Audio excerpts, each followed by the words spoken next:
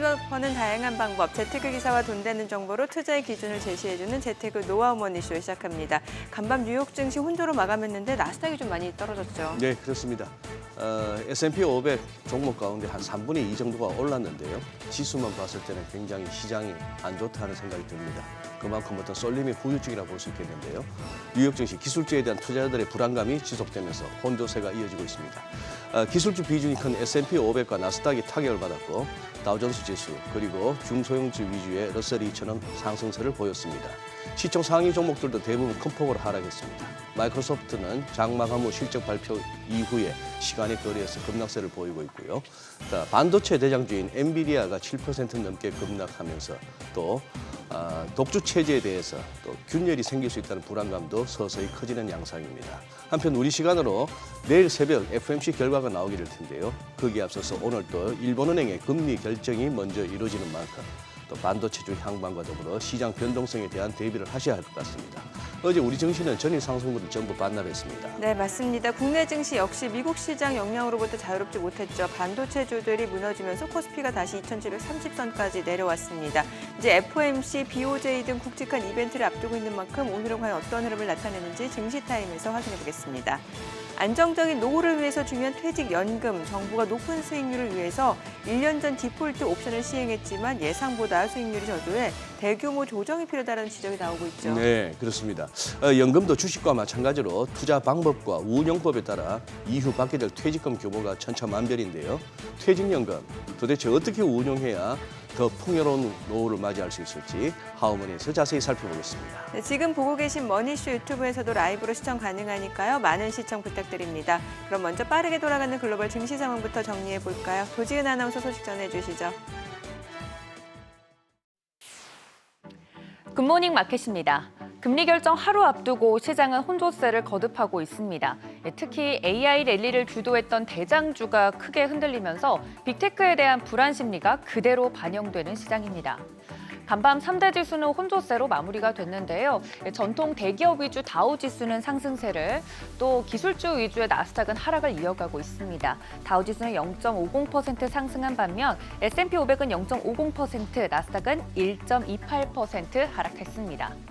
주요 종목들 흐름 보시면 애플은 구글 칩을 사용해서 AI 모델을 훈련했다는 소식에 상승을 해줬고요.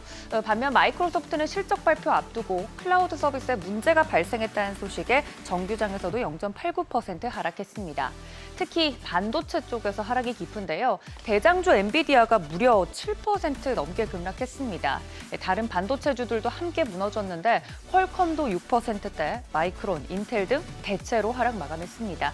그 영향으로 필라델피아 반도체 지수 3% 넘게 하락했고요. 이어서 구글은 0.43% 상승한 반면 아마존은 0.81% 하락했습니다. 이어서 6위부터 10위도 살펴보시죠. 메타도 0.54% 하락세를 피할 수 없었고요. 일라이릴리도 2%대 하락했습니다. 참고로 테슬라도 차량 후드 문제 해결을 위한 대규모 리콜 소식이 전해지면서 4%대 급락했습니다. 일단 실적 시즌 결과만 놓고 보면 대체로 좋은 편입니다. 실적 보고한 500개 기업 중 230여 개 가운데 약 80% 정도가 실적 예상치를 뛰어넘었습니다.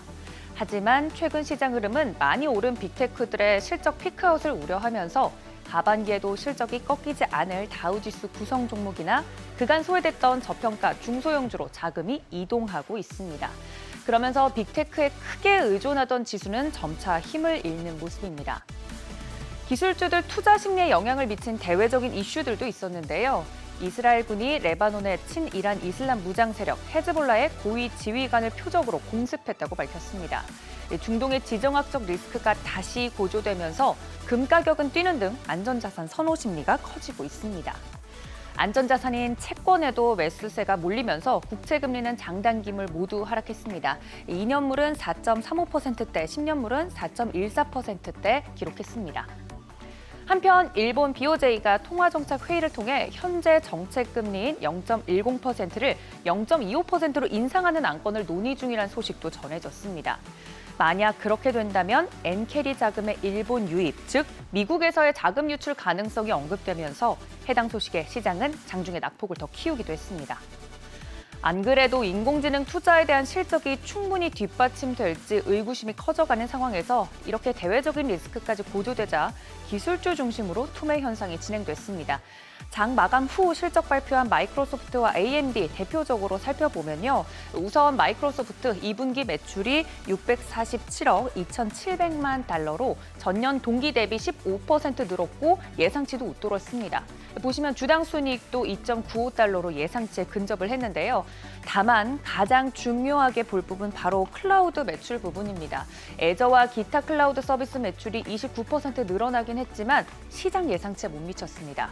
자본 지출이 커졌음에도 클라우드 매출이 예상을 하회하면서 시간 외에서 5% 이상 주가가 급락하기도 했습니다. 이어서 제2의 엔비디아로 불리는 AMD 실적도 보면 매출과 주당 순이익 모두 시장 예상치를 웃돌았고 특히 여기서 강조한 것처럼 데이터 센터 매출이 전년 대비 2배나 급증을 했습니다. 여전히 인공지능 칩 판매가 지속적으로 성장하고 있다는 점 확인이 가능합니다. 전문가들은 기술주 실적에 대한 시장과 투자자들의 기준이 높다고 지적하고 있는데요. 모두가 AI를 바라보면서 이게 앞으로 어떻게 돈이 될 것인지를 질문하고 있다고 언급했습니다. 그걸 확인하는 과정 이번 주 내내 지속될 텐데요. 기다리던 기술주의 매수 타이밍으로 봐야 할지 하반기 금리 인하를 염두에 두고 순환매 흐름에 올라타야 할지 고민스러우실 겁니다. 우선 FOMC 결과와 더불어서 앞으로 남은 빅테크 실적 결과 보시면서 방향성 잡아보시기 바랍니다. 굿모닝 마켓이었습니다.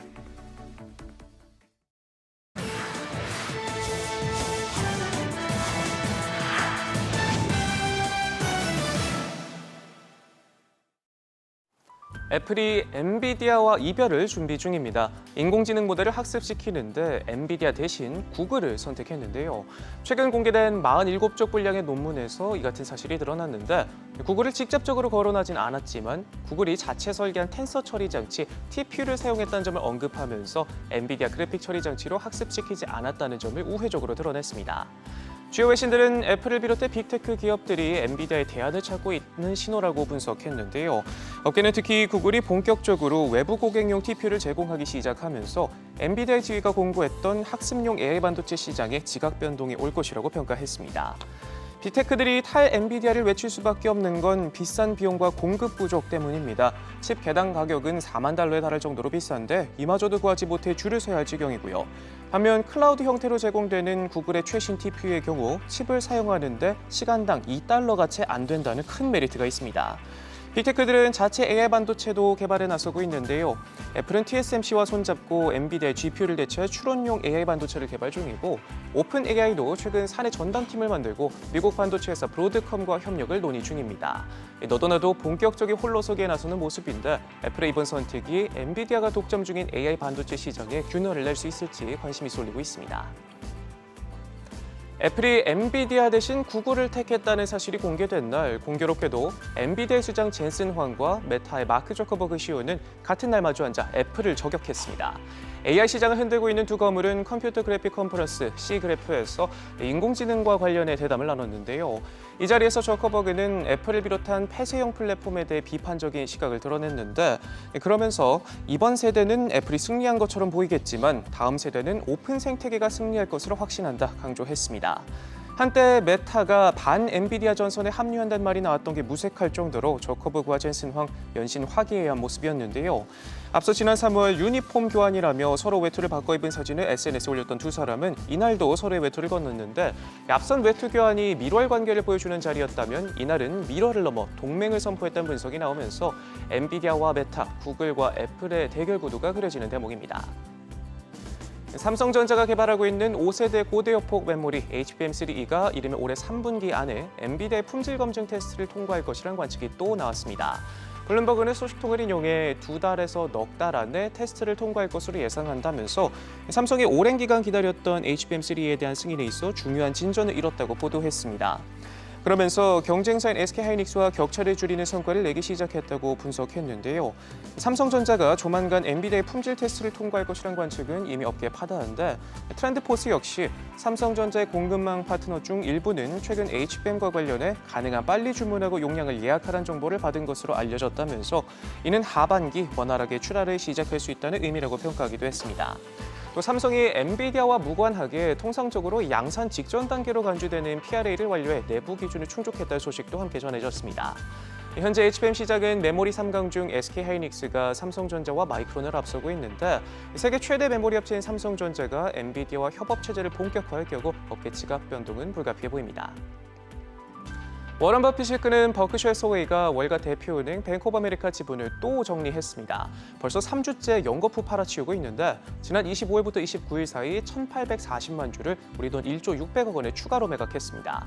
지난 17일 첫 매각에 나선 이후 현재까지 7,120만 주 4조 2천억 원어치를 처분했고 보유 지분은 6.9% 줄였습니다. 버크셔가 뱅크 오브 아메리카 주식을 매각한 건 2019년 4분기 이후 처음입니다.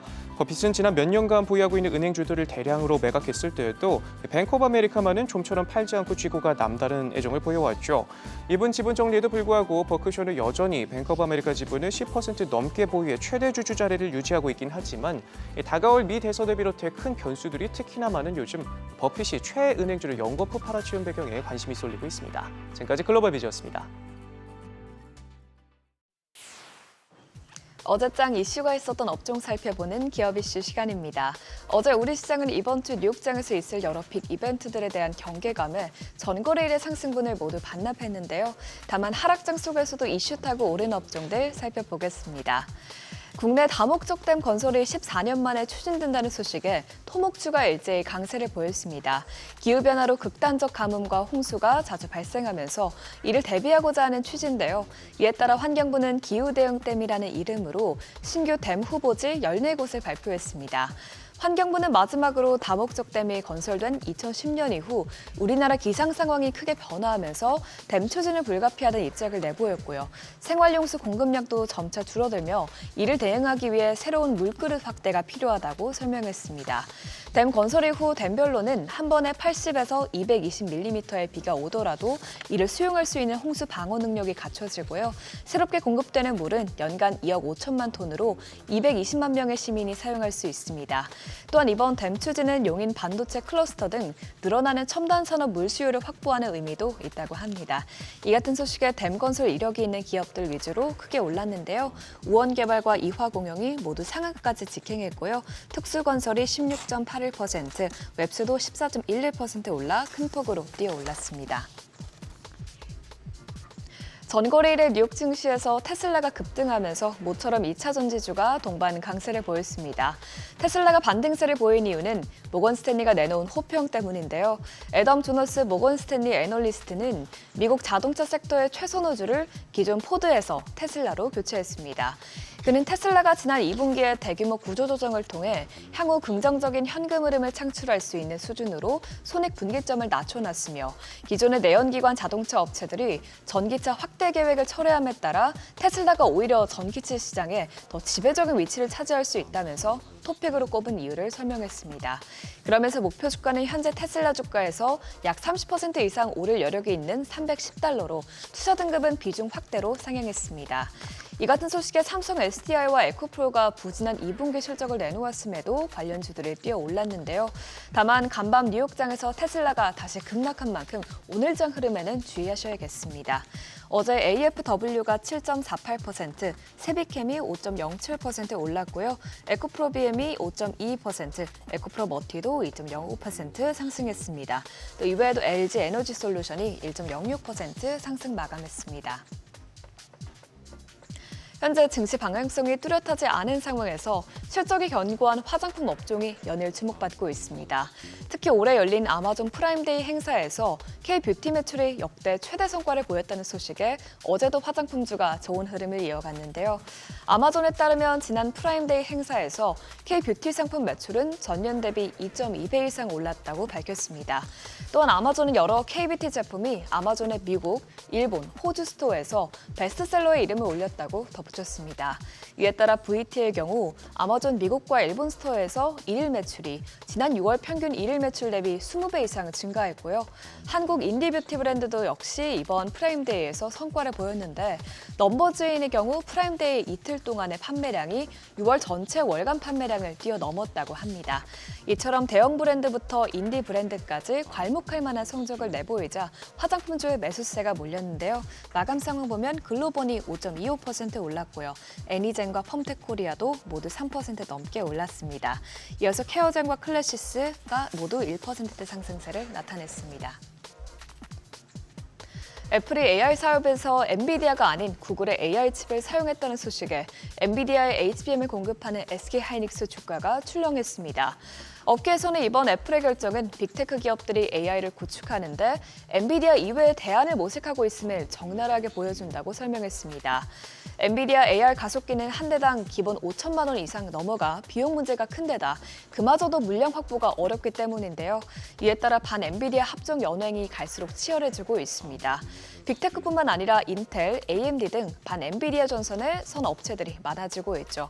한편 탈 엔비디아화가 심화될수록 AI 가속기 생산과 공급망 구도도 뒤바뀔 가능성이 나오고 있는데요. 이 같은 전망에 AI 가속기에 들어가는 HBM을 도맡고 있는 SK하이닉스가 부진한 흐름을 보였고요. 그 외에 반도체주도 줄줄이 하락세를 보였습니다. 어제장 마감 상황 보면 YC가 9.64%, 이오테크닉스가 5.05% 내렸고요. 또 엔비디아 밸류체인에 묶이는 한미 반도체가 6.33%, SK하이닉스도 3.43% 낙폭을 기록했습니다. 지금까지 어제장 이슈 살펴봤습니다.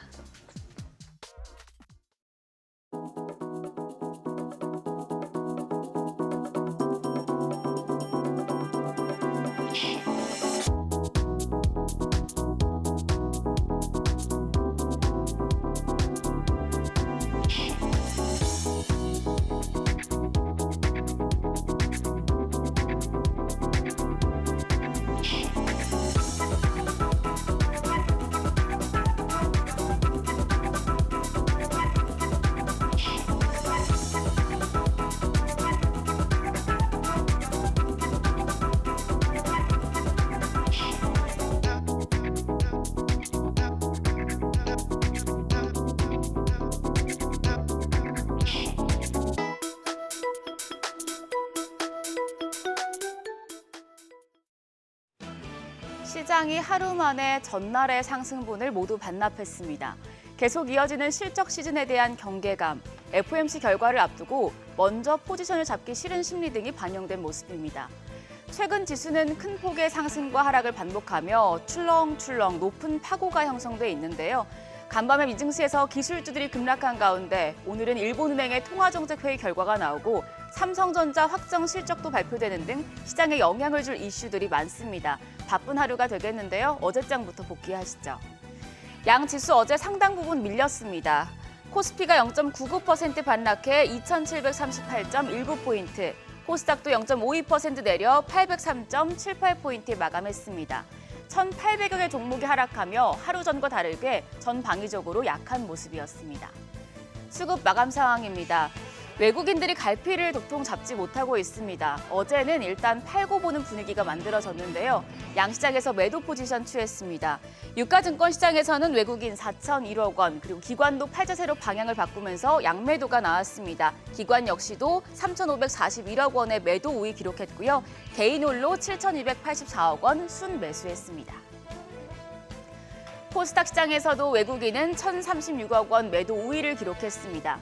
반면 개인이 857억 원 사자 포지션이었고 기관도 340억 원 순매수했지만 지수를 끌어올리진 못했습니다. 시가총액 상위 종목 마감가 확인하시죠. 하루하루 시장의 색깔이 급변하고 있습니다.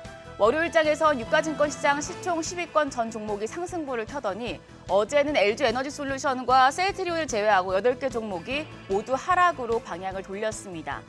반도체 투톱 모두 내렸는데 특히 SK하이닉스 약세의 골이 깊었습니다. 애플이 AI 사업에서 엔비디아가 아닌 구글의 AI 칩을 사용했다는 소식이 엔비디아의 고대역폭 메모리를 공급하는 SK하이닉스에 악재로 작용했습니다. 3.43% 내려 188,900원입니다. 현대차가 2% 넘게 내렸고 기아도 1.85% 조정을 받았습니다.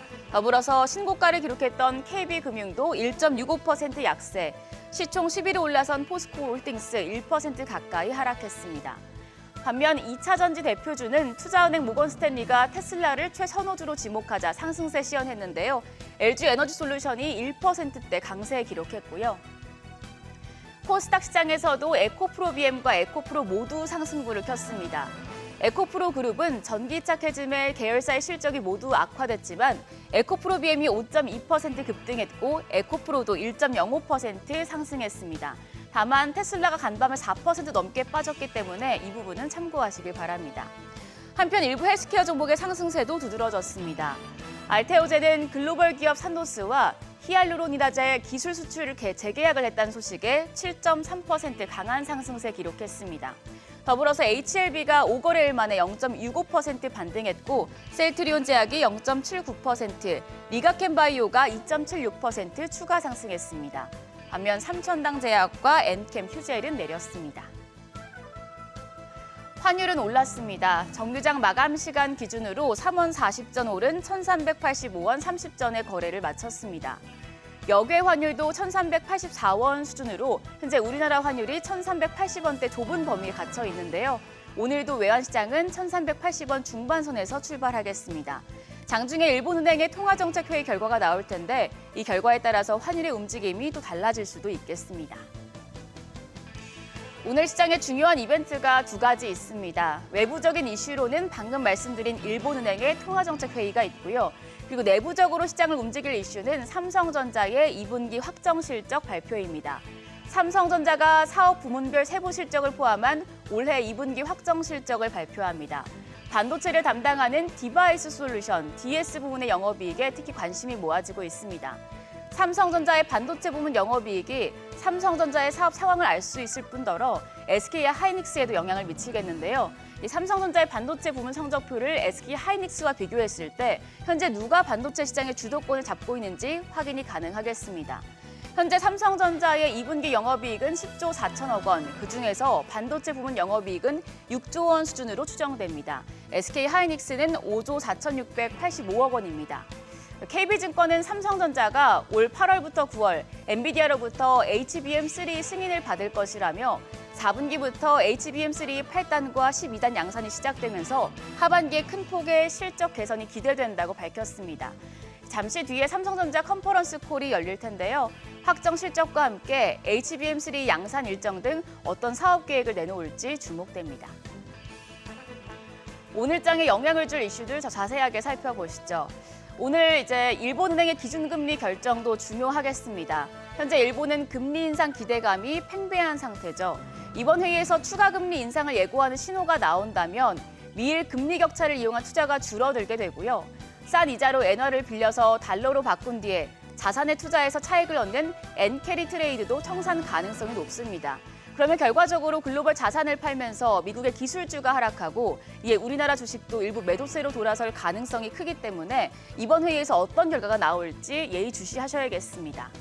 이어서 삼성전자의 확정 실적을 비롯해서 삼성전기와 삼성물산, 키움증권, 하나에어로스페이스, APR 등의 실적도 확인하시죠. 어제 시간의 거래에서는 아스콘 관련주가 강했습니다. 포스코 인터내셔널이 SG와 손을 잡고 우크라이나 재건 프로젝트 핵심인 도로 복구 사업에 뛰어든다는 소식에 관련주가 상승했고요. 시멘트와 레미콘 관련주도 수혜 기대감과 더불어서 정부가 14개의 댐을 짓는다는 소식까지 겹치면서 상승했습니다. 오늘 장까지 이 흐름 이어질지 지켜보시죠. 간밤에 미증시에서 반도체와 반도체 장비 섹터가 5% 넘는 하락세를 보이며 나스닥 지수가 급락을 야기했습니다. 이제 FOMC를 확인하고 가겠다는 대기 심리가 강한 가운데 미증시가 약한 터라 우리 시장 역시 상승 동력이 부재한 상황인데요. 삼성전자 확정 실적 등 이벤트가 시장에 온기를 불어넣어줄 수 있을지 기다려보시죠. 지금까지 어제장 오늘장이었습니다.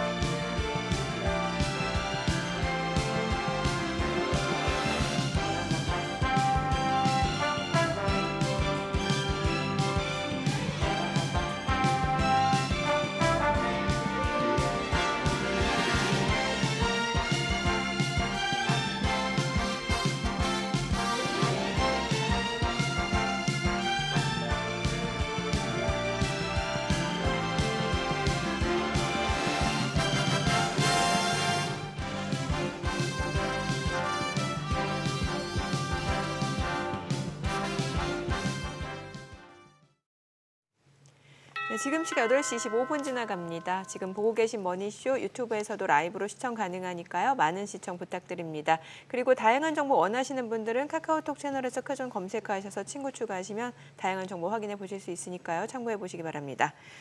지금 시장 불확실성이 굉장히 커지는 모습이네요. 지금 뭐 빅테크 관련주 특히 엔비디아 낙폭이 좀 두드러지는 양상인데 마이크로소프트도 실적 발표하고 나서 진짜 기업이 AI를 이용해서 수익을 내는지 여부에 대한 의구심이 전반적으로 좀 불안감을 높이는 게 아닌가라는 생각이 드네요. 네.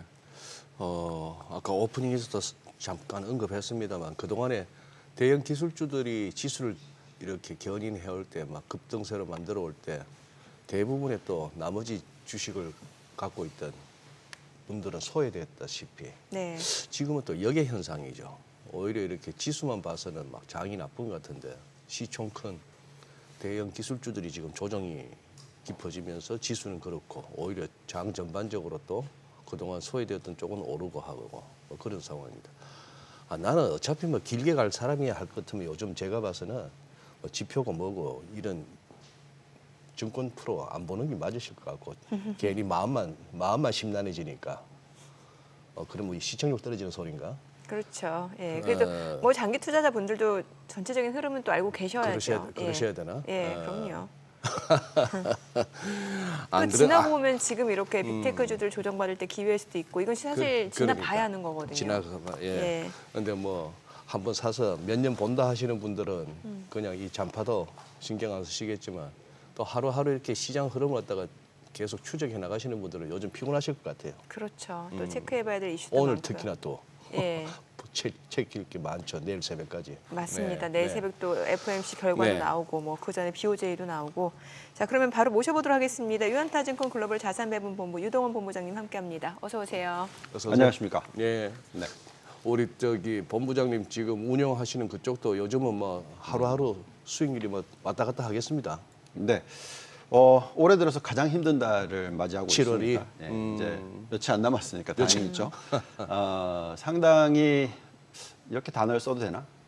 혹하게 하는. 예, 약간 마음이 변하고 혹하게 하는? 그런 의견들이 참 많이 올라옵니다. 저 같은 팔랑귀는 요즘 많이 혹합니다.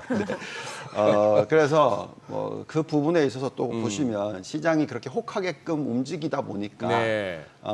여기에 이제 발맞춰서 가야 되느냐. 즉 무슨 얘기냐면 여태까지 정말 많은 수익을 올려줬던 AI 관련주들, IT 관련주들, 대형 기술주들을 예. 다 버리고 예. 그냥 중소형주로 가야 되느냐. 예, 이런 질문을 정말 많이 받게 되고요. 그렇게 했으면 참 수익이 많이 좋았겠죠. 그러려면은 지금 보여주시는 저 장표에 저쪽에 위에 꺾일 때 그때 했어야죠. 예, 그렇게 그런 분들이 참 네, 많으셨어요. 네. 그래서 많이들 걱정을 하고 계시기 때문에 이 부분에 있어서 우리가 또 오늘 좀 자세하게 들여다봐야 될 것 같고요. 예. 근데 또 얘기가 나오는 부분이 아까 옌 캐리 트레이드 얘기 나오고 있고 또 이제 금리가 변하다 보니까 네. 이제 전체적인 어떤 글로벌 시장에서의 어떤 변화. 네. 그러니까 미국이 금리를 내리기 시작하고 여태까지 한 번도 내린 적이 없잖아요. 계속 네. 올리기만 했고 내리지도 않고 계속 높은 금리에 유지를 했던 그런 시기에서 이제 곧 금리를 내린다. 마찬가지로 옌에 대해서도 일본의 BOJ도 금리를 계속 0% 있다가 조금씩 올리기 시작했기 때문에 이게 이제 변화가 있는 게 아니냐. 그래서 옌으로 빌려서 미국에 투자를 하는 뭐 그런 전략에 대해서 이게 이제 끝이 아니냐 뭐 이런 식의 얘기를 하고 있고 그러면서 어떤 큰 변화가 있는 게 아니냐라는 의견이 또 나오고 있고 네. 또 그 이외에도 경기 침체 가능성 그러니까 여태까지 과거에 이 S&P 500 중에서 시가총액 기준으로서 본 지수와 모든 종목을 똑같은 비중을 두고 본 이퀄 웨이트라고 합니다. 그거와의 어떤 괴리가 15% 이상 벌어졌으니까 그러고 나면 경기 침체 온다. 뭐 이러면서 경기 침체 올 가능성을 또 얘기를 하면서 상당히 많은 분들의 좀 두려움을 자극하고 있습니다. 그래서 정말 많은 의견들이 지금 막 올라오고 있거든요. 그래서 헷갈릴 수가 있고 혹할 수도 있고 어떻게 투자할까는 고민을 상당히 많이 하게 됩니다. 네네. 저희도 뭐 올해 벌어들였던 수익률이 상당히 높다면 네. 그 중에 약 한 20%에서 25%의 수익률이 사라졌어요. 어허. 그러니까 엄청나게 많이 올라간 것 중에서 한 20% 정도, 25% 정도의 수익률이 올 한 달 만에 사라졌기 때문에 상당히 많은 이런 얘기를 혹하게 되긴 하겠죠. 예, 그렇지만 여러 분석을 내린 결과 오늘 자세히 들여다보겠습니다만 혹하지 말자. 아, 네. 예, 여전히 경기 침체는 안 올 것이고 이 옌 캐리 트레이드는 안 사라질 것이고 예, 또한 미국의 금리의 인하의 속도는 빠르지 않을 것이고 또 중소형주와 대형주에 있어서 AI 사이클을 리드를 하는 것은 여전히 대형주다. 이렇게 뭐 결론을 내리면서 좀 더 오늘 좀 자세히 짚어봤으면 좋겠습니다. 일단 결론을 먼저 말씀해 주셨고 이제 네. 하나하나 그 근거를 저희가 좀 들어봐야겠네요. 그렇죠. 예. 자, 그러면 뭐부터 시작할까요? 중소형주부터 시작할까요? 네네. 예, 간밤부터 중소형주 쪽 그럼 괜찮았으니까. 네. 예. 자, 중소형주 아까 차트 올라와 있는데요. 보시면은 이게 비슷한 의견이 언제 올라왔었냐면 작년 3, 4분기 말 4, 4분기에 올라왔어요. 예, 그러면서 중소형주, 그러니까 IWM이 러셀 2000을 투자하는 ETF입니다. 바닥 대비해서 작년 말까지 25%나 급등을 했었죠. 반면에 저기 보시면 이제 MAGS는 Magnificent Seven이라고 해서 빅테크 7기업들의 주가 흐름입니다. 보시면 많이 올랐다가 작년 연말까지는 별 움직임이 없었죠. 예, 그러면서 괴리가 벌어졌습니다. 그래서 중소형주의 퍼포먼스가 굉장히 좋았어요. 네. 그래서 연초에도 많은 분들이 중소형주 사야 되고 예, 빅테크는 팔아야 된다라는 의견이 많이 있었습니다. 네. 네, 저희가 그때 들여다봤었을 때 그건 아닌 것 같다라고 말씀을 드렸고요.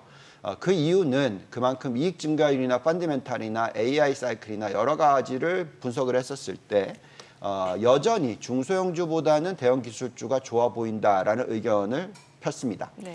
자, 그러고 지금 또 6개월이 지났어요.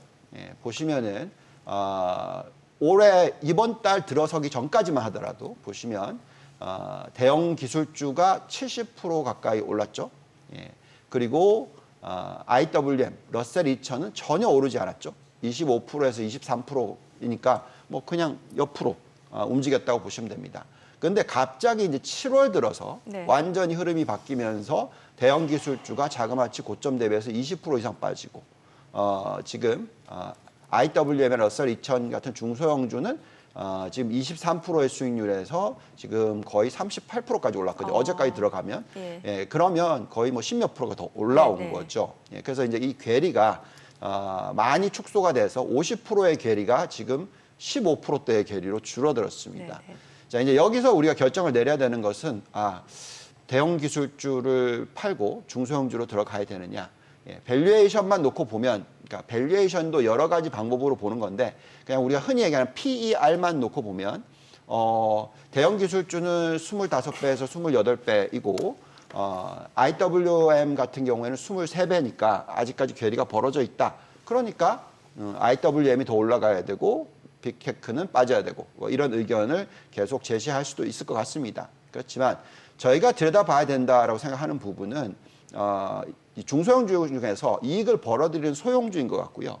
그러니까 소형주는 지금 PER을 구해보시면 16배입니다. 그러니까 훨씬 더 낮아요. 근데 거기에서 또 이익 증가율이 높은 기업들이 있어요. 그런 것을 투자를 해야 되지 IWM, 러셀 2000만 투자를 하는 건 아니다. 왜냐하면 23배이고 이익 증가율이 훨씬 낮기 때문에 그렇습니다.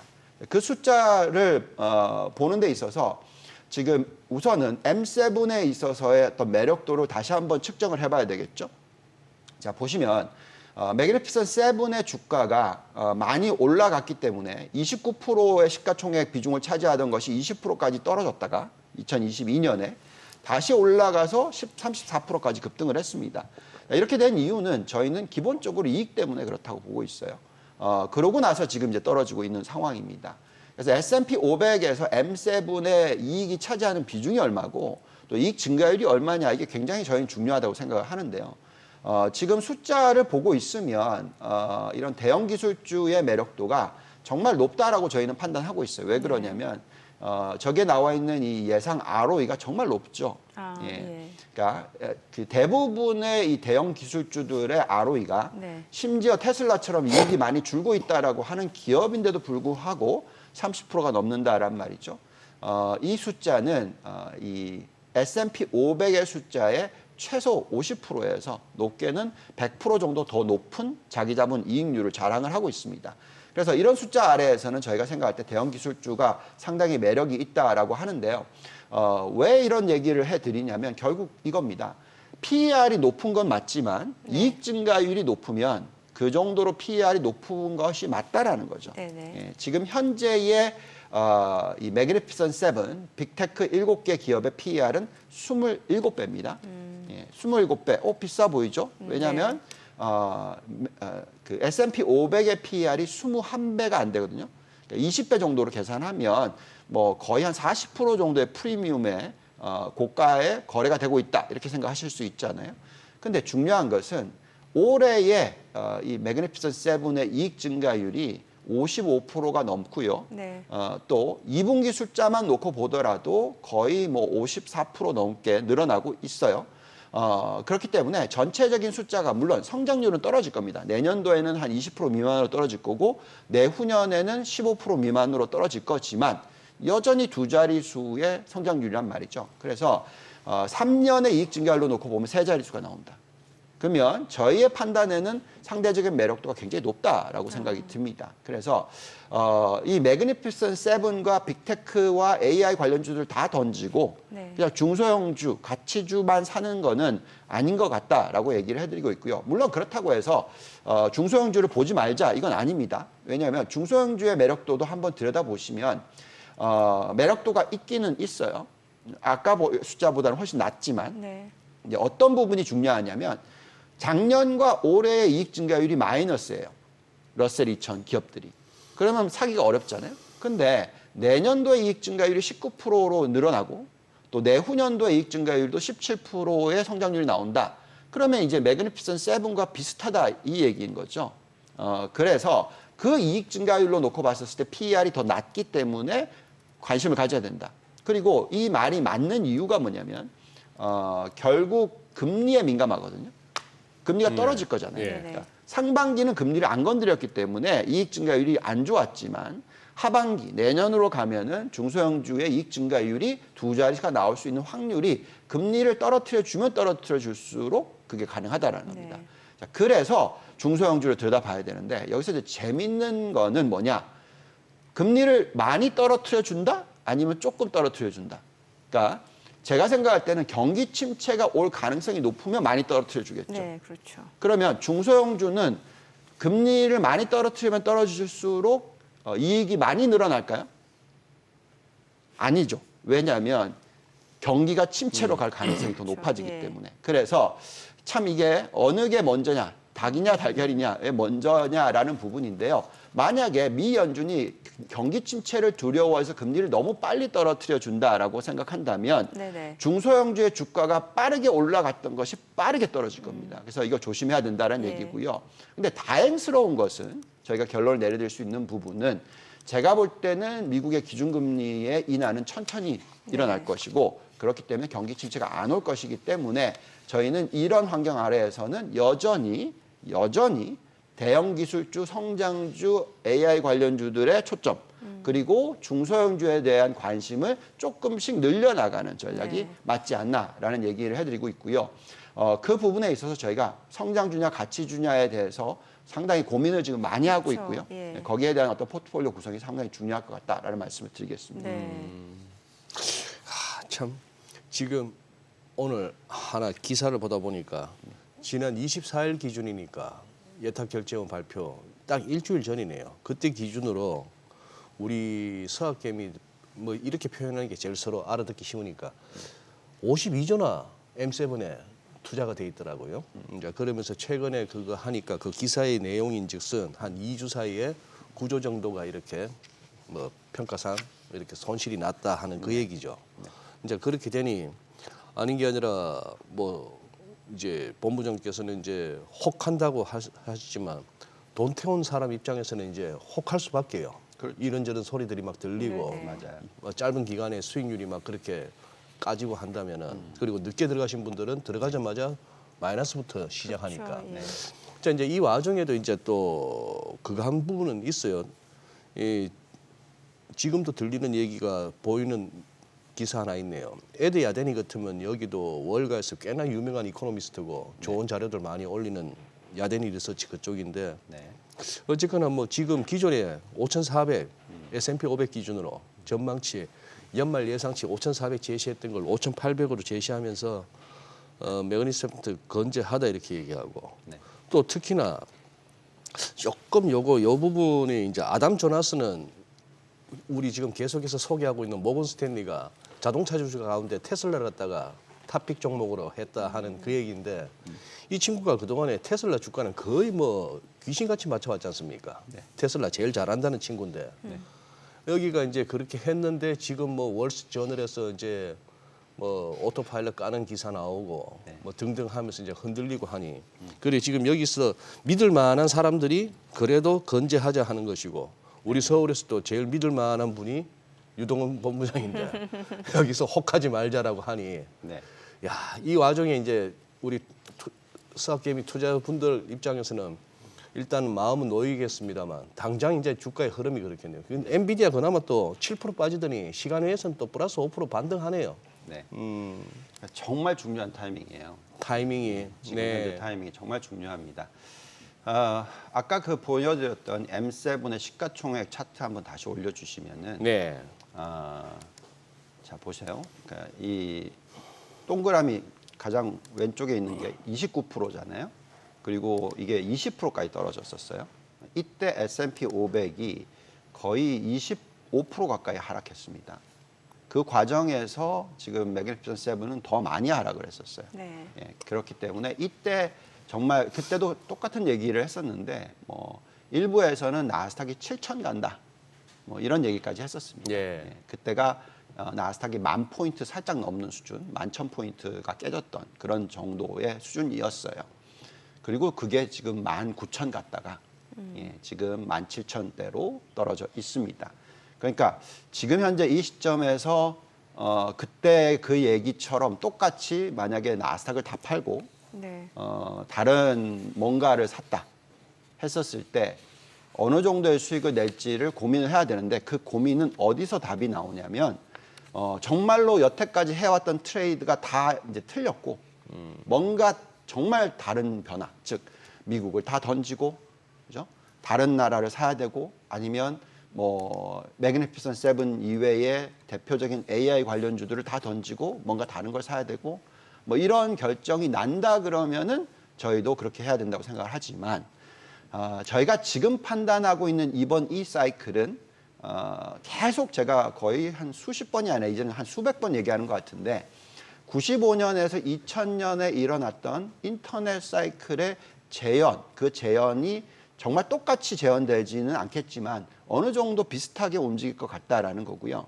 그랬었을 때 지금 현재의 시점은 약 한 96년 어느 시점이다. 그러니까 95년부터 시작해서 2000년으로 봤었을 때 그 정도로 볼 수 있고요. 정말 많이 본다 하더라도 98년 어느 시점이다.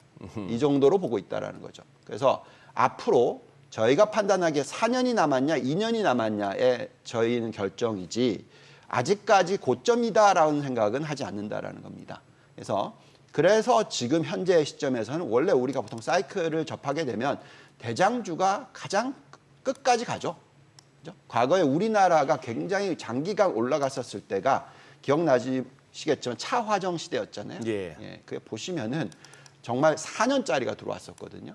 그리고 마지막 끝까지도 차화정이 주가를 땡기고 끝났습니다. 그죠? 그래서 그건 왜 그랬냐면 어떤 큰 흐름이 일어나고 있기 때문에. 그래서 지금 정말 많은 의견이 올라오고 있죠. AI 사이클이 끝났다라는 사람들도 있고, 그죠? AI를 가지고 도대체 뭔 효과를 갖고 오느냐 하는 사람들도 있고, 그런 얘기는 정말 제가 기억하기로는 94년, 95년, 96년에도 참 많았어요. 인터넷이 왜 필요하냐? 그러면서 심지어 제지 회사들이 주가가 많이 올라갔어요. 뭐 그런 모습들. 그러니까 인터넷을 전혀 안 쓰고 있을 거다. 뭐 이런 얘기까지 했었거든요. 똑같은 얘기입니다. AI를 안 쓰거나 필요가 없다라고 얘기하는 사람들은 정말 안 써본 사람들이에요. 제가 판단하기에는. 네. 앞으로 5년 뒤에는 이 AI를 여기에 지금 앉아있는 우리 3명 중에서 2명은 쓰고 있을 겁니다. 제가 생각할 때는. 예. 그 안 쓰는 사람이 저일 것 같네요. 이 아, 제일 먼저 쓰실 것 같은데. 아니요, 그런 쪽에 제일 늦어가지고. 아닙니다. 제가 볼 때는 제일 먼저 쓰실 것 같습니다. 네. 그래서 저는 제가 직접 쓰지 않고 저희 같은 직원들한테 쓰게끔 네, 네. 하니까 뭐 아무튼 결국은 AI가 얼마나 변화를 일으켜 주느냐 하는 부분이고요. 네. 지금 의견이 올라오는 거는 뭐 엔비디아 칩을 쓸 거냐 아니면 구글의 칩을 쓸 거냐 이런 거지 AI에 관련된 것을 안 할 거냐는 아니에요. 똑같아요. 네네. 데이터 센터를 봤었을 때 데이터 센터의 기존 데이터 센터냐 AI 서버냐의 이거에 대한 내용입니다. 그래서 결론적으로는 저희가 생각할 때는 이번 사이클은 어쨌든 IT가 대세가 맞다. 예, 그래서 IT가 대세가 맞다고 생각한다면 가장 시장 점유율이 높은 기업을 갖고 있으셔야죠. 그죠? 시장 점유율이 낮은 기업에 자꾸 눈을 돌리시면은 언젠가는 어려워질 수 있단 말이죠. 그래서 저희가 자꾸 생각을 하고 자꾸 말씀을 드리고 하는 부분 지금 정말 힘듭니다. 그렇죠? 왜냐하면 갑자기 수익률이 20%가 빠졌는데 얼마나 예. 힘드시겠습니까? 좀 예. 쇼크. 네, 하죠. 예. 그렇지만 그래도 계속 제가 말씀을 드리는 것은 그것을 알 수 있는 건 신이고 예? 그렇게 많이 올랐다가 20% 빠지는 거야 얼마든지 올 수 있는 거다. 그렇지만 저희가 그래도 분석해낼 수 있는 것은 이 사이클이 끝난 건 아니다. 이 얘기죠. 그래서 저희는 계속해서 이 관련 기업들을 들여다보셔야 되고 지금 삼성전자 실적도 나오고 있는데 계속해서 관련주들을 들여다보시고 어느 정도 성장을 하고 적절한 가치가 얼마고 이거를 굉장히 많이 하셔야 된다. 이렇게 말씀을 드릴 수 있을 것 같습니다. 지금 저기 최종 1분기 실적이 그러니까 이게 2분기는 2분기 잠정 실적이고 잠정이었고 1분기는 이제 1분기가 확정치가 나온 확정치가 거예요. 나온 예, 그러니까 거고. 2분기는 잠정 실적이고 1분기는 확정치가 나왔는데 1분기 영업이익이 10조 4천억 원이고 그 가운데서 반도체 영업이익이 6조 4천억 원. 이건 이제 1분기 확정이고 1분기 확정. 예, 이제 네. 2분기 잠정으로는 매출이 74조 683억 원. 이게 전년 대비로는 23.4% 증가한 거고. 네. 이렇게 확인해 보시면 될 야, 것 근데 같아요. 지금 저 그래프 상으로 보니까 네. 저 매출 증가하는 속도하고 영업이익 증가하는 속도를 보니까 삼성전자 장사 잘하는데요. 네. 마진이 좋아지네요. 그러니까 결론적으로 삼성전자에 대한 두려움은 네. 지금 엔비디아의 납품 관련된 얘기 가지고 주가가 못 올라가는 거고요. 그렇지만 어쨌든 그 이외에 지금 돈을 벌고 있는 쪽, 그러니까 반도체 쪽은 좋잖아요. 지금 보시면 숫자가. 예. 왜냐하면 지금 아직까지 엔비디아의 칩을 납품 못 하고 있죠. 그럼 매출 안 잡힌 거 아니겠습니까? 예, 그죠? 예. 그렇지만 그걸 제외하고도 저렇게 이익이 올라간다라는 예. 거고요. 그렇다면 그걸 보고라도 제가 볼 땐 주가가 탄력을 받아야 되는데 지금은 아직까지도 이제 말씀이 나오고 있는 부분은 엔비디아의 칩이 얼마나 팔릴 거냐 하는 부분에 있어서 뭐 이 다른 회사들이 엔비디아 칩 말고 다른 걸 봤었을 때 그러면 삼성전자가 앞으로 뭐 납품을 한다 하더라도 얼마나 이익을 벌어들일까 뭐 이런 자꾸 미래를 보고 있으면서 나쁜 것을 지금 보고 있다라는 거죠. 특히 삼성전자 말고 SK 하이닉스의 주가는 정말 많이 빠졌죠. 고점 대비해서. 네네. 예, 그래서 거의 뭐 30% 빠진 것 같습니다. 그래서 그런 환경이라는 것은 지금 여전히 많은 분들께서 자꾸 의구심을 가지시는 거예요. 예. 그렇지만 저희가 볼 때는 결론적으로 얼마나 이익이 늘어나느냐가 가장 중요한 거고 또 얼마나 매출이 늘어나느냐가 중요한 거고 이 사이클이 언제 끝나냐 하는 게 중요하겠죠. 네, 저희는 글쎄요. 아무리 봐도 어디를 들여다봐도 이 AI 사이클이 끝났다라는 결론은 못 내리겠습니다. 네. 예. AI 사이클이 아무리 정말 많이 갔다고 계산하더라도 30%다. 정말 많이 갔다고 네네네. 계산해도 30%다. 그러니까 아직까지 70% 더 가야 된다. 이런 그러니까 그 퍼센티지로 계산을 하자면 뭐 이런 거죠. 이제 고점이 형성된다라는 것은 가격 경쟁력을 잃는다라는 거거든요. 그래서 예를 들면 엔비디아가 가격 경쟁력을 잃는다라는 얘기입니다. 즉 수요와 공급에 있어서 네. 공급이 더 많이 늘어나면서 수요가 못 쫓아올 경우에 가격 경쟁력을 잃게 되는 거죠. 근데 지금은 전혀 그게 아직 아니다라는 거고요. 물론 뭐 구글에서 나오는 칩을 사용하게 될 수도 있고 그러면서 여러 가지 다른 공급이 늘어날 수도 있겠죠. 네. 그렇지만 여전히 엔비디아 칩은 없어서 못 산다라는 거죠. 그리고 없어서 못 산다 그러면 당연히 SK 하이닉스와 삼성전자가 납품을 많이 하게 될 거다라는 거죠. 네네. 하고 있고 하게 될 거라는 거죠. SK 하이닉스에 있어서. 예. 그래서 저희는 그 부분에 있어서 좀 중요하게 생각을 하고 있고요. 결국 지금 종목을 얘기를 하고 있는데 또 중요한 부분은 결국 우리가 계속 봐야 되는 부분은 매크로가 어떻게 변하느냐입니다. 네. 만약에 매크로가 급격하게 변한다 그러면 이 얘기가 다 틀렸어요. 그래서 또 우리가 짚어봐야 되는 부분은 매크로가 또 어떻게 변하고 있는지. 지금 매크로 이벤트가 정말 많잖아요. 많죠. 예. 엔화, 뭐 예. 달러, 금리 다 지금 봐야 되니까 그런 부분은 또 오늘 짚어봐야 될 것 같습니다. 네, 지금 시각 8시 51분 지나갑니다. 오늘 예상 체결 지수부터 좀 확인해 보도록 하겠습니다. 먼저 코스피 예상 체결 지수입니다. 오늘 0.3% 하락이 예상되고요. 예상 체결 지수는 2,729포인트로 집계가 됩니다. 코스닥 0.48% 내림세가 예상되고요. 예상 체결 지수 799포인트입니다. 시가총액 상위 종목 예상 체결가 보도록 하겠습니다. 오늘 삼성전자 지금 2분기 실적이 공개가 됐습니다. 매출액은 74조 원으로 이제 전년 동기 대비로는 23% 넘게 증가가 됐고요. 영업이익 같은 경우는 10조 4천억 원 수준이고 지금 이제 전년 동기 대비로는 1,462% 증가된 것으로 확인이 됐습니다. 이제 오늘 10시에 이제 컨퍼런스 콜이 있게 됐는데 이 부분에서 또 내용을 좀 확인해 보시면 될 것 같습니다. 지금 호가에서는 일단 0.8% 하락이 예상되고 SK하이닉스가 2.8% 하락이 예상됩니다. 예상 체결가는 18만 3,600원이고요. LG 에너지솔루션이 0.6% 내림세가 예상됩니다. 지금 호가는 33만 1,000원이고 삼성 바이오로직스가 0.6% 상승 출발 예상됩니다. 예상 체결가는 94만 3,000원, 현대차는 보합이 예상되고 있습니다. 기아가 지금 호가에서는 1.3% 하락이 예상되고요. 11만 100원으로 집계가 됩니다. 셀트리온 보합 예상되고요. KB금융, 신한지주 역시 보합 예상됩니다. 삼성전자, 우선주는 하락, 지금 다시 보합으로 또 예상이 되네요. 신한지주는 상승 출발 예상이 되고요. 뭐 호가다 보니까 좀 변동성 크고 또 개장 이후 흐름은 또 달라질 수 있다라는 점은 염두를 두셔야 될 것 같습니다. 코스닥 시가총액 상위 종목 예상 체결가 보도록 하겠습니다. 어제 반등을 보여줬던 에코프로비엠 오늘 호가에서는 다시 한번 좀 내림세가 예상됩니다. 18만 3,500원, 알테오젠이 0.78% 상승이 예상되고요. 예상 체결가 32만 3,000원, 에코프로 0.6% 내림세가 예상됩니다. 호가 9만 5,500원, HLB 약보합 출발 예상되고요. 삼천당작 0.8% 하락이 예상됩니다. 호가는 18만 1,300원. 그리고 셀트리온작 보합 출발 예상되고 있습니다. 호가는 18만 지금 셀트리온은 10만 1,700원. 그리고 엔케미 소폭 하락이 예상됩니다. 16만 6,100원으로 예상 체결가고요.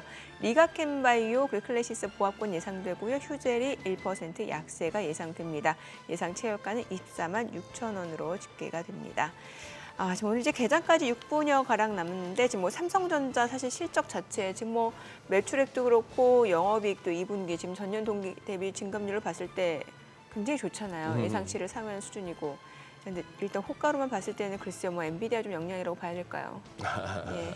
예, 그래도 지금 뭐 동시 호가 그래도 우려했던 것보다는 네. 그렇게 뭐 하락폭이 크지는 않을 것처럼 보이네요. 어쨌거나 이 오를 때 한 2% 오르고 1% 정도 빠졌다가 또 뭐 1.5% 오르고 이런 식으로 가는 게 보면 이제 강세장의 흐름이고 이게 조금 조정장이나 약세장에서는 7% 빠지고 지금 엔비디아가 보여주는 5% 반등 나오고 이렇게 되면 이게 고점과 저점이 이제 낮아지는 국면이라서 이제 또 강세장과 약세장의 또 분위기가 그렇게 달라지는데 지금 이것도 시간의 거래에서 지금 이제 지수선물 딱 한 번 나온 그걸로 봐서는 나스닥이 이제 반등 시도는 나오는 것 같고 오히려 다우가 조금 이렇게 밀리고 해서 그거까지도 우리가 시장이 반영할란지 이제 궁금하긴 합니다만. 근데 어쨌거나 그거는 있어요. 지금 말씀하신 대로 저도 AI 사이클에 대한 AI 쪽의 이 산업 섹터에서 사이클에 대한 의심은 없는데 그 부분이 있는 것 같아요. 인터넷 때도 마찬가지였지만 궁극적으로 가서는 지금 예를 들어서 아까 한 98년 정도로 예상하신다면 아직도 시세는 더 나올 수 있는데 이제 2000년 접어들면 옥석 가리기가 나오잖아요. 인터넷 그때 닷컴 상황에서도 그런 것처럼 AI 중에서도 옥석 가리기가 나올 것 같고 그 다음에는 좀 과했나 하는 부분에 대한 어떤 점검이 있고 1차적인 점검 아닐까요 지금은? 그렇죠. 이제 그 부분에 있어서 만약 96년이다 그러면 대형 기술주와 대형주가 맞고요. 98년이라고 생각하신다면 중소형주가 맞은 거예요. 근데도 중소형주 안에서도 AI 관련주가 맞겠죠. 근데 지금은 그냥 중소형주 중에서 AI 관련주들이 더 많이 빠지고 있어요. 그러니까 그건 좀 잘못됐다는 얘기를 해드리는 겁니다. 그래서 정답은 모르겠으나 그러니까 이런 거죠. 매크로를 봤었을 때 예. 지금 장단기금리차가 역전이 돼 있잖아요. 예. 10년 마이너스 3개월짜리의 장단기금리차가 마이너스 1.2란 말이죠. 자, 이게 마이너스일 때는요. 저희가 여태까지 해본 분석 결과로는 성장주가 더 많이 갑니다. 예. 그래서 성장주가 장단기금리차가 역전돼 있는 한은 예. 성장주의 퍼포먼스가 훨씬 좋아요. 그래서 저희가 지금 또 그거를 가지고 어떤 분석을 해보면 러셀 1000과 러셀 1000 안에서 성장주와 가치주를 들여다봤어요.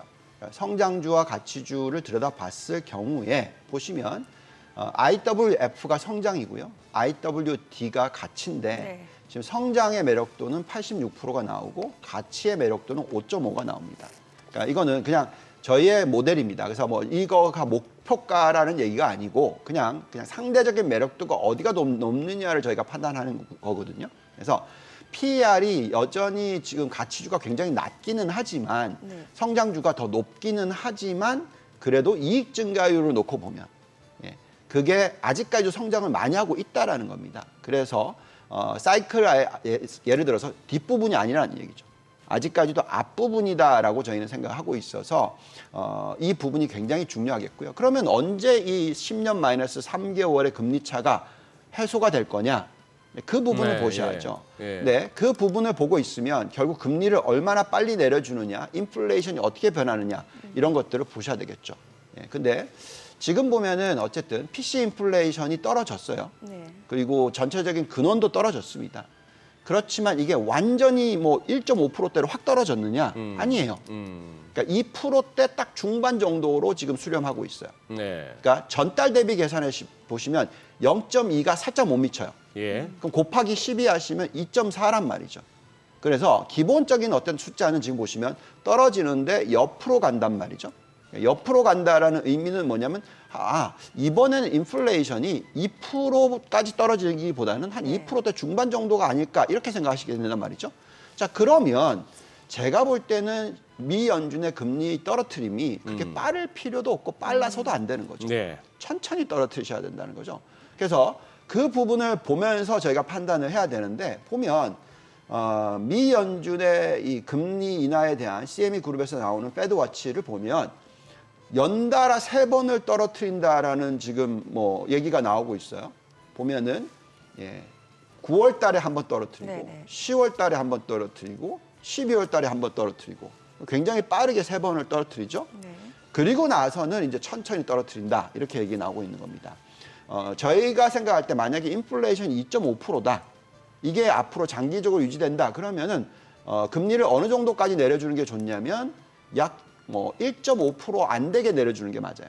그러니까 무슨 얘기냐면 인플레이션이 2에서 2.5%다라고 치면 2.5라고 칩시다. 여기에 플러스 2% 정도. 그러면은 그게 적절한 기준금리가 아닐까라는 거고요. 그러면 4.5%까지 떨어뜨려야 되죠. 그러면 5.5에서 4.5면 1% 정도 떨어뜨리는 것만 말이죠. 그렇기 때문에 저희가 생각할 때 이번에 이 앞으로 2년 동안의 사이클에서 금리를 떨어뜨리는 속도가 약 2년 동안에 1.5%가 안 된다라고 계산하시면 그 장단기 금리 차가 역전이 해소가 되는 구간이 언젠가요? 장기 금리가 안 떨어진다라는 가정을 했는데도 내년 연말이 돼야 된단 말이죠. 네. 그죠? 지금 1.25% 정도, 1.2% 정도의 괴리가 있으니까 그죠? 그래서 제가 생각할 때는 이 성장주에 대한 매력도가 언제까지 이어지느냐라고 봤었을 때 저는 아무리 계산을 해도 내년 하반기까지는 그렇게 갈 것 같다. 그래서 또 다시 되돌아가면 당연히 우리가 어떤 흐름의 변화를 가지고 포트폴리오 구성을 바꿈을 해야 되기는 하지만 그거를 저희가 개장하고 좀 들어보도록 하겠습니다. 오늘 국내 증시 개장합니다.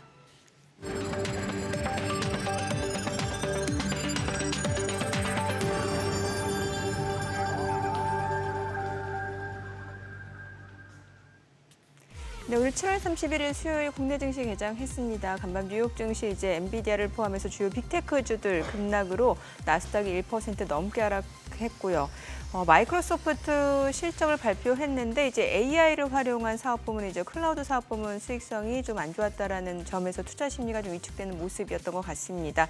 오늘 국내 증시도 일단 그 영향에서 자유롭지는 못할 것 같은데요. 양시장 출발 지수 좀 체크를 해보도록 하겠습니다. 먼저 코스피입니다.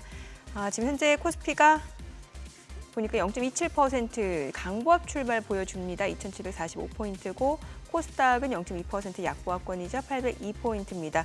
시가총액 상위 종목 시초가 보도록 하겠습니다. 오늘 삼성전자 2분기 확정 실적을 발표했습니다. 이제 2분기 잠정 실적은 지난 7월 5일 날 발표를 했고 이제 오늘 이제 확정 실적을 발표를 했는데요. 매출액도 그렇고 영업이익도 그렇고 시장 예상치를 웃돈 상황에서 전반적으로 어닝 서프라이즈다라는 평가가 나오고 있습니다. 특히나 반도체 영업이익이 6조 4천억 원 수준에서 전분기 대비로는 23% 증가된 것으로 확인이 됐습니다.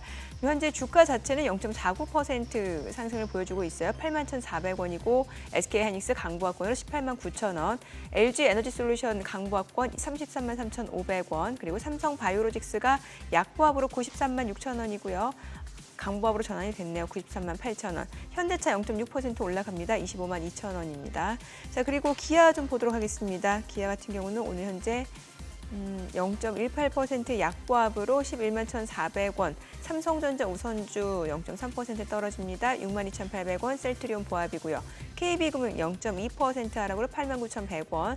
포스코홀딩스가 0.28% 하락합니다. 35만 8,500원에 거래되고 있습니다. 코스닥 시가총액 상위 종목 시초가 보도록 하겠습니다. 에코프로비엠이 오늘 0.69% 하락합니다. 18만 6,200원이고 알테오젠 0.6% 내림세 31만 8,500원. 에코프로가 2% 약세입니다. 9만 4천 원이고요. HLB는 보합이고요. 삼천당제약은 떨어집니다. 18만 1,700원. 그리고 셀트리온 제약 약보합으로 10만 1,600원이고요. 엔킴이 0.3% 하락합니다. 16만 6천 원. 그리고 리가캠바이오 약보합으로 89,200원이고 클래시스 소폭 올라갑니다. 5만 100원. 휴젤도 0.6% 상승하면서 25만 원에 거래되고 있습니다. 오늘 시장에서 강세를 보여주고 있는 섹터 종목들 좀 체크해 보도록 하겠습니다.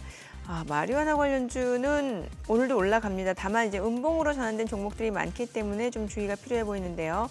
화일약품이 지금 7% 상승합니다. 2,070원이고요. 지금 한국 BNC는 0.7% 올라가고요. 오성첨단 소재가 2.4%, 2%대의 상승세, 그리고 에머리지 0.9% 올라갑니다.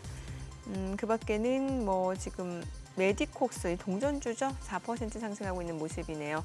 오늘 마리화나 관련주 오름세긴 합니다만 보시다시피 음봉을 나타내고 있는 상황이고 그리고 그 밖의 종목들 중에서는 지금 뭐가 있을까? 조선주 좀 보도록 하겠습니다. HD 현대중공업이 지금 2% 이상 올라갑니다. 20만 9천 원이고요. HD 한국조선해양 1.2% 상승합니다. 20만 3,500원. 하나오션이 1% 올라갑니다. 3만 400원. HD 현대미포 0.9% 오름세 보여주고 있는 상황입니다. 오늘 조선주름도 좋고요. 오늘은 좀 뭐 제약바이오라든지 아니면은 이른바 뭐 코로나 관련주라든지 그런 쪽 움직임이 나타나고 있는데 지금 보게 되면은 이제 뭐 코로나 관련주라고 할 수 있는 종목들이 DXVX 3.5% 강세 보여주고 있고 백광산업이 13% 급등하고 있고요. 진매트릭스, 우진비엔지 상승세고 진원생명과학이 4% 올라갑니다. 국제약품도 2.7% 상승을 보여주고 있습니다. 최근에 뭐 제약바이오 섹터 쪽으로 좀 온기가 확산이 되면서 관련해서 파생된 테마 쪽으로도 좀 움직임이 이어지고 있는 것으로 보여집니다. 지금 시각 9시 4분 지나갑니다. 수급 상황 좀 체크해 보도록 하겠습니다. 오늘 유가증권 시장에서는 지금 기관 투자자 순매수 보여줍니다. 111억 원 매수 우위, 개인과 외국인은 각각 60억 원, 63억 원 매도 우위입니다. 코스닥에서는 개인 투자자가 순매수 보여줍니다. 279억 원 순매수, 외국인과 기관은 각각 161억 원, 103억 원 매도 우위를 나타내고 있습니다. 지금 시각 9시 5분 향해 갑니다. 환율 좀 체크해 보도록 하겠습니다. 전일 오후 3시 30분 기준으로 전해드리고 있는데 지금 달러 환율은 3원 40전 상승한 1,385원 30전에 거래가 되고 있습니다. 환율은 또 다시 좀 올라가고 있는 상황이고. 환율? 예. 환율 오늘 진짜 한번 달러엔 한번 봐줘야 됩니다. 예니요. 아까 우리 우리 이호원 부장님 얘기 가운데 이제 좀 거시를 좀 거시 매크로를 좀 봐야 된다라고 하셨는데 환율도 다시 참 떨어지네요. 오랜만에 나온 얘기죠. 오랜만에 나온 얘기인데 그 얘기는 이렇게 볼 수 있는 거 아닙니까, 본부장님? 예를 들어서 막 저 나스닥 100 쪽으로 막 가다가 나머지 중소형주 그거 했을 때는 이쪽을 꽉 누르고 이쪽 풍선이 부풀었어요. 이번에는 기술주 쪽을 갖다 꾹 누르니까 이쪽이 좀 빠지면서 이쪽이 또 올라갑니다. 그러나 풍선 안에 바람은 그대로 있어요.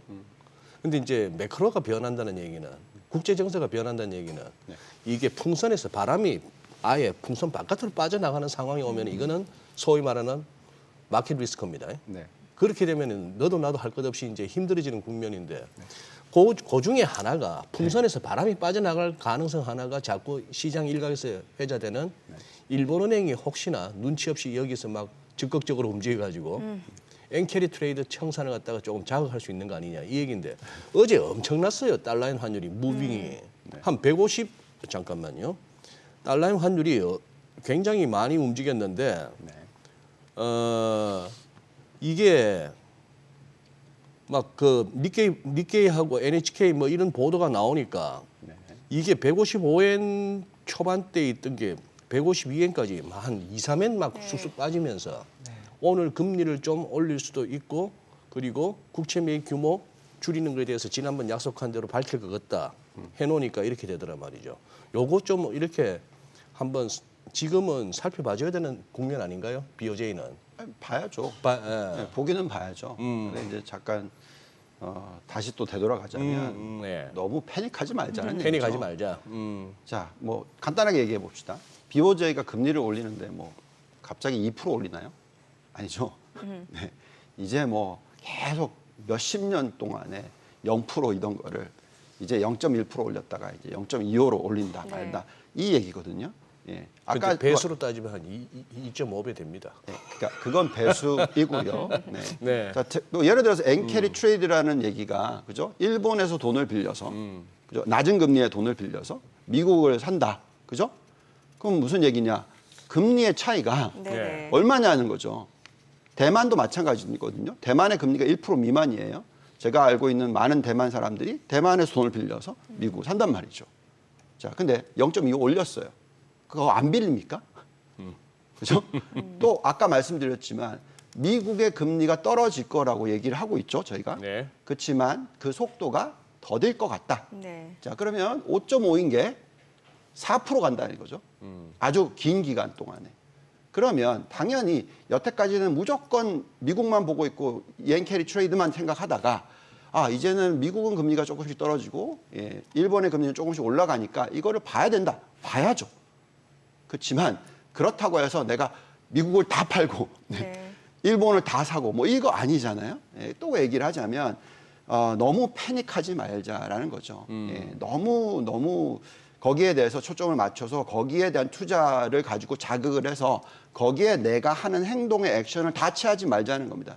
제가 제일 많이 받는 질문이 딱 그거예요. 지금 캐리 트레이드 관련된 얘기. 네, 그러면서 미국을 던져야 되고 다른 나라를 봐야 되고 한국을 사야 되고 한국이 아니라 일본을 사야 되고 뭐 등등등등. 근데 저희가 펀더멘탈을 들여다봤었을 때 일본은 이제 너무 비싸요. 밸류에이션상. 예, 그리고 금리도 지금 아직 차이가 많이 난단 말이에요. 똑같은 얘기를 한국과 미국으로 할게요. 달러와 원화에 있어서 지금 우리나라의 금리가 미국보다 낮단 말이죠. 그죠? 그래서 계속 지금 원화가 절상을 할 거냐? 하기는 할 수 있겠죠. 만약에 미국이 금리를 떨어뜨려 주면, 그러니까 괴리가 좀 줄어들면. 그렇지만 여전히 괴리가 격차가 있으면 그게 그렇게 왕창 되지 않는단 말이죠. 그래서 저희가 판단하기에는 환율이 1,200원대까지 떨어질 거냐? 네네. 그거 쉽지 않다라는 얘기입니다. 그래서 여전히 한국에 투자를 하는 거에 있어서도 원화 달러의 환율이 높을 때 좋은 종목을 사야 된다라는 거죠. 물론 많은 분들이 여태까지 뭐 삼성전자, SK하이닉스, 뭐 우리 자동차 다 수출 잘하는 기업들을 들고 네. 있으셨고 이제는 원화가 절상할 가능성이 있으니까 그걸 던지고 다른 쪽을 들여다보는 것 그거는 해도 되죠. 네. 그렇지만 그거를 모두 다 하면 안 된다 이 얘기를 해드리는 거죠. 그래서 똑같은 얘기입니다. 그래서 이 전체적인 글로벌 시장을 보더라도 맞아요. 일본이 금리를 조금씩 올려줄 수 있고 미국이 금리를 조금씩 떨어뜨릴 수 있습니다. 방향이 바뀌고 있는 건 맞죠. 여기에 있어서 어떻게 대응하느냐가 정말 중요하겠죠. 그래서 저희는 그 대응하는 방법에 있어서 어떻게 경기가 흘러가느냐가 굉장히 중요합니다. 아, 예. 예. 근데 미국의 경기가 어떻게 흘러갈지를 봤었을 때 상당히 많은 분들이 정말 미국이 리세션, 그러니까 경기 침체가 앞으로 금방 온다. 네네. 이렇게 생각하신다면은 이 속도를 빨리 하셔야 돼요. 즉, 옌캐리 트레이드가 멈춘다라는 것을 빨리 생각하시고 네. 미국의 금리가 빨리 떨어질 거고 일본이 더 이런 쪽으로 자금이 갈 수 있을 가능성이 높아진다라고 생각하셔야 되겠죠. 근데 만약에 미국의 경기 침체가 빨리 오지 않을 것이고 지금 미국이 가장 펀더멘털이 튼튼하고 미국이 AI 관련해서도 가장 먼저 앞서 나가고 있고 그래서 미국의 GDP 성장률이 다른 나라보다 훨씬 높다. 네네. 그러면 여전히 경기 침체가 안 오기 때문에 거기에 맞춘 전략이 적절하다는 거죠.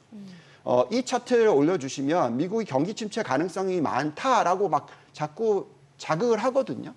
그러니까 그걸 어디서 보냐면 S&P 500과 S&P 500을 동일 비중으로 봤었을 때 괴리가 15%까지 벌어졌어요, 지금. 네. 그러면 이랬을 때 보통 과거에 리세션이 왔다, 경기 침체가 왔다 이러면서 지금 막 자극하고 있단 말이죠. 근데 그거는 결국은 실적을 봐야 되고 기업들의 펀더멘털을 봐야 되는데 네. 이거는 사실 별로 중요한 차트가 저는 아니라고 생각해요.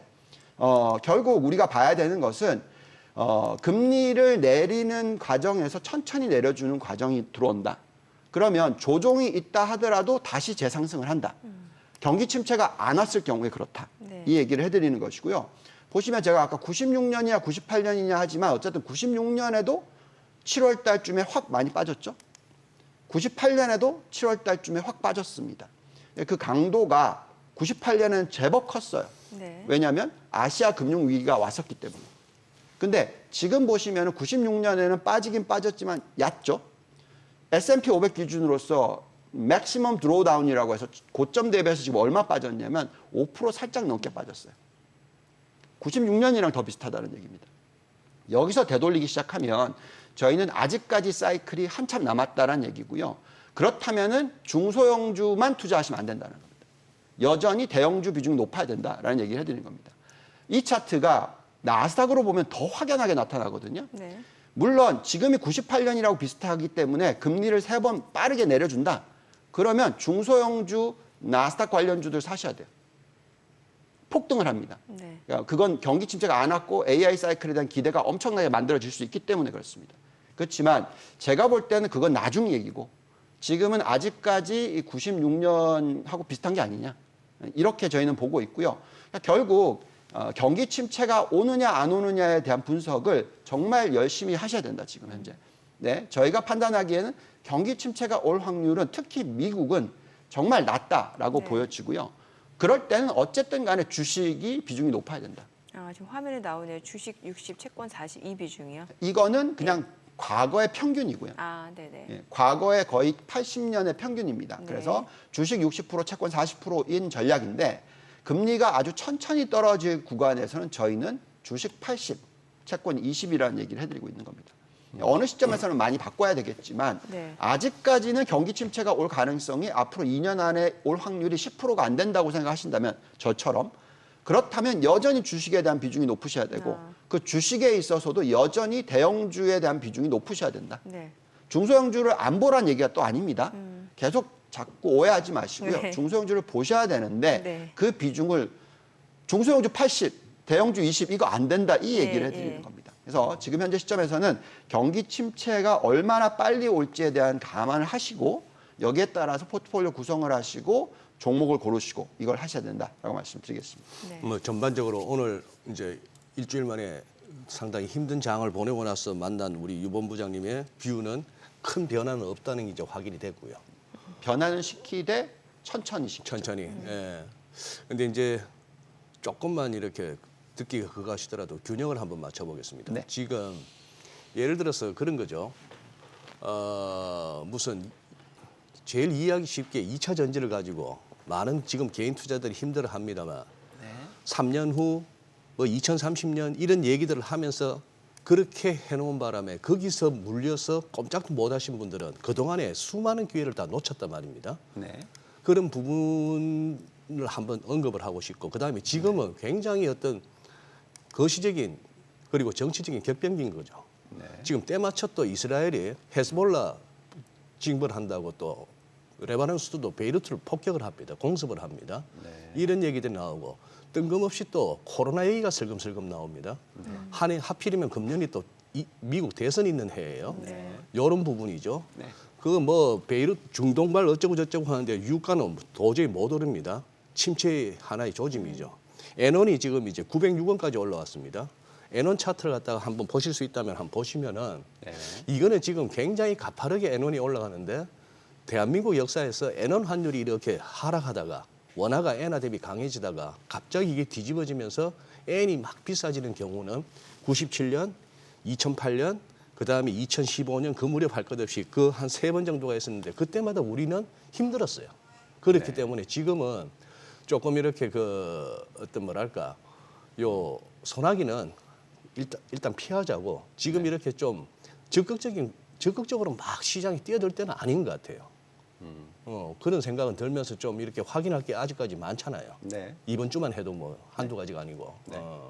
그런 생각은 네, 듭니다. 좋은 아이디어십니다. 네. 그렇지만 저희 같이 항상 돈이 있고 저희가 계속해서 투자를 해야 되는 사람들의 입장에서는 지금이 정말 좋은 기회가 된다고 말씀을 드리는 거죠. 조금 더 기다렸다 사도 되지 않을까요? 네, 제가 얘기해 드리는 게 8월 초순, 중순 정도까지는 조정이 있을 수 있다. 이 그래요. 정도로 얘기를 하는 거죠. 근데 예. 이제 자꾸 말씀을 드리지만 그 이제 소장님 말씀을 들어보면 정말 저도 이렇게 다르게 받아들이지 말아주시고 굉장히 어쩔 수 없지 단기로 보시거든요. 그러니까 저는 제가 운용을 하고 있고 개인 투자자들을 좀 더 장기적으로 투자하는 방법을 얘기하는 사람의 입장에서는 예, 그렇게 얘기를 해드리기가 참 어렵다라는 거죠. 그러니까 무슨 얘기냐면 지금은 미국을 버리고 다른 나라를 투자를 하는 전략이 가끔씩은 당연히 맞죠. 근데 그거를 해서 성공했다고 생각하셔가지고 네. 거기에 이제 빠지기 시작하면 진짜 어려워지는 케이스가 된다는 예. 거죠. 그래서 제가 말씀을 드리는 거는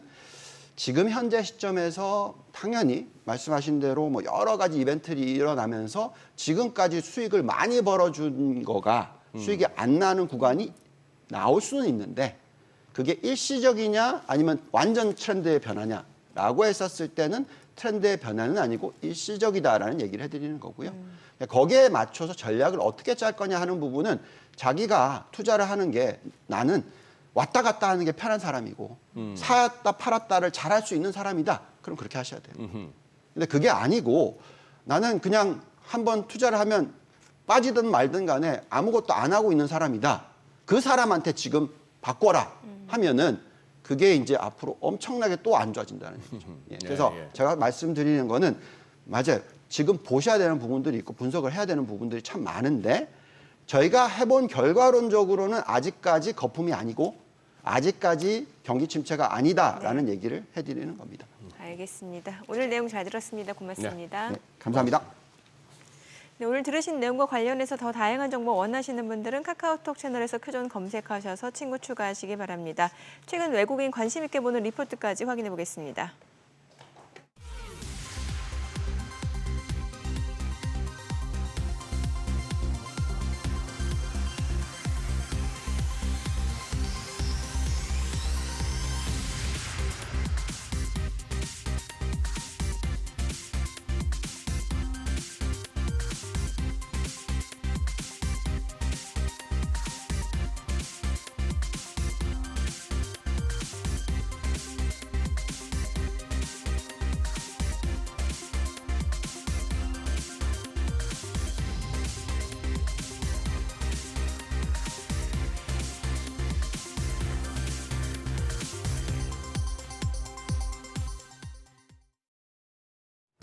이 시각 현재 양시장 혼조세 나타내고 있습니다. 일단 FOMC 결과를 확인하고 가겠다는 대기 심리가 지배적이어서 시장 방향성이 그렇게 잡히지 않는 모습인데요. 코스피가 오늘 0.37% 반등하면서 2,748선 전개되고 있습니다만 코스닥은 0.23% 추가적으로 내려갑니다. 802.06포인트 나타내고 있습니다. 유가증권 시장 수급 상황부터 보겠습니다. 그래도 오늘 외국인과 기관 쌍끌이 매수세가 유입됩니다. 좀 작은 금액이긴 하지만 외국인이 93억 원의 매수 우위, 기관도 68억 원 사자 포지션 취하고 있고요. 개인 홀로 177억 원 매도 우위 기록 중입니다. 코스닥 시장 보겠습니다. 반면에 코스닥 시장에서는 또 양매도가 나옵니다. 외국인이 258억 원 매도 우위, 기관도 183억 원 팔자 포지션 취하고 있고요. 코스닥 시장에서는 개인 홀로 471억 원 사자세 나타내고 있습니다. 업종별 등락률입니다. 오늘은 무역회사와 판매업체 업종 상승폭이 가장 크고 화장품과 조선업종도 강세 기록 중입니다. 반면에 포장재와 우주항공과 국방 그리고 건강관리 기술 업종 약세 보여주고 있습니다. 그럼 시장을 주도하는 테마 종목별 시세 체크하시죠. 아스콘 관련주 어제 시간의 거래에 이어서 상승세 유지 중입니다. 포스코 인터내셔널이 SG와 함께 우크라이나 재건에 뛰어든다는 소식 때문인데요. 이 소식에 SG가 오늘 장에서 신고가 경신했습니다. 장 초반 대비해서 상승폭을 일부 반납하긴 했지만 여전히 7.52% 올라가면서 3,505원에 거래되고 있고요. 포스코 인터내셔널도 1.98% 오름세로 거래가 51,600원입니다. 더불어서 한국석유가 1.53% 상승하며 16,590원, 유진기업이 3.4% 올라갑니다. 거래가 3,645원으로 집계되고 있고요. 스페코도 0.66% 강세 보여주고 있습니다. 이 소식에 시멘트와 레미콘 관련주도 수혜 기대감이 커지고 있는데요. 게다가 정부가 14개 댐을 짓는다는 소식도 호재로 작용되면서 상승세 이어갑니다. SG 여전히 7.98%의 오름세, 삼표 시멘트가 14.02% 시세를 내고 있습니다. 거래가 3,810원이고요. 한일 시멘트 3.89% 올라갑니다. 14,960원. 유진기업이 3.69% 플러스권이고 동양도 0.6% 오름세 기록 중입니다. 그리고 정부가 추진하는 14개 댐 건설에 사업비가 수조 원이 투입될 것이란 전망이 나오고 있는 가운데 4대강 복원 관련주도 시세를 내고 있습니다. 관련주 중에서는 우원 개발이 신고가 돌파했습니다. 현재 8.35% 강세로 거래가 3,820원으로 집계되고 있고요. 이화공영 22.8% 올라갑니다. 거래가 3,710원. 특수건설이 지금 1.7% 내리고 있고 코엔텍과 헤이는 약세 나타내고 있습니다. 마지막으로 원전주 보겠습니다. 원전 관련주 오랜만에 좋은 흐름을 보여주고 있는데요. 두산에너빌리티가 루마니아의 대형 원전과 SMR 기자재 설계, 제작, 구매, 시공 서비스를 위한 인증을 취득했다고 밝히며 투자 심리를 자극하고 있습니다. 이 소식에 두산에너빌리티 3.39% 올라갑니다. 거래가 19,190원. 더불어서 한전기술이 2.68% 강세로 76,500원에 거래되고 있고요. 우리기술이 2.1% 올라가면서 2,430원. 한전 KPS 2.46% 플러스권입니다. 거래가 39,600원으로 집계되고 있습니다. 우진 역시도 2.63% 강세 기록 중입니다. 8,600원 나타내고 있습니다. 오늘 시장은 이제 FOMC 결과를 기다리면서 다소 방향성을 잡지 못하고 있는데요. 오늘 장에서 눈여겨볼 업종 어떤 게 있을지 시장 대응 전략까지 알아보겠습니다. 오늘은 크라우드에셋 김도현 전문가 전화 연결돼 있습니다. 전문가님 안녕하세요. 안녕하세요. 네, 최근에 러시아와 우크라이나 종전 기대감이 커지면서 재건 관련주들이 들썩이고 있습니다. 지금 관련 논의가 어디까지 진행되고 있는 건지 업황 이슈부터 짚어주시죠. 네, 우선 우크라이나 지원에 반대해온 트럼프 전 대통령은 재집권 시에 취임 이전에 러시아 우크라이나 전쟁을 종결하겠다라고 밝힌 바 있습니다. 미 대선 유럽 후보였던 트럼프 전 대통령의 이 같은 발언으로 인해서 종전의 기대감은 더욱더 커지고 있는 모습입니다.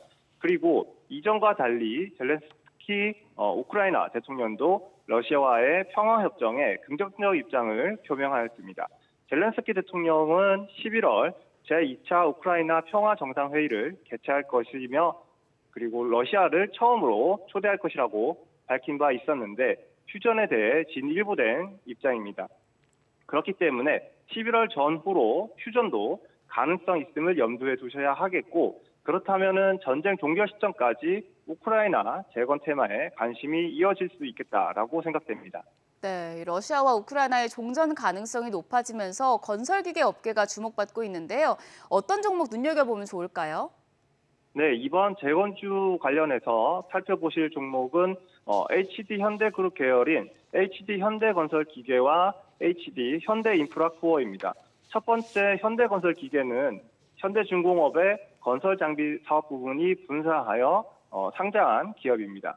동사는 도로, 건물 건설, 방산 개발 등에 이용되는 건설기계, 산업차량 등의 제품과 부품 사업을 하는 전문 기업인데 주요 제품으로는 굴삭기와 휠로더 등이 있습니다. 굴삭기는 흔히 말하는 포크레인으로 생각하시면 될 것 같습니다. 현대건설기계는 현재 인도 쪽을 좀 보셨으면 좋겠는데 현대건설기계가 인도 건설기계 시장의 2위 기업입니다. 지금 인도에서 1,000조 원을 넘는 인프라 투자가 진행이 되면서 건설기계 수요가 폭발적으로 증가 중에 있는데 올해 2분기 기준 현대건설기계의 인도 공장 가동률이 100%를 넘어서고 있다고 합니다. 지난 1년간 주가를 한번 돌이켜보면은 박스권 구간에 머물러 있었는데 최근 우크라 재건 이슈로 매수세가 유입된 만큼 하반기에 좋은 흐름을 기대해 볼 수 있겠습니다. 두 번째로는 현대인프라코어입니다. 현대인프라코어는 건설 중장비, 엔진 등을 생산 판매하는 전문 기업입니다. 현대인프라코어 역시 굴삭기와 휠로더가 주요 제품이고 엔진 사업 부문도 있는데 엔진 사업 부문은 산업용과 방산용 엔진을 만들고 있습니다.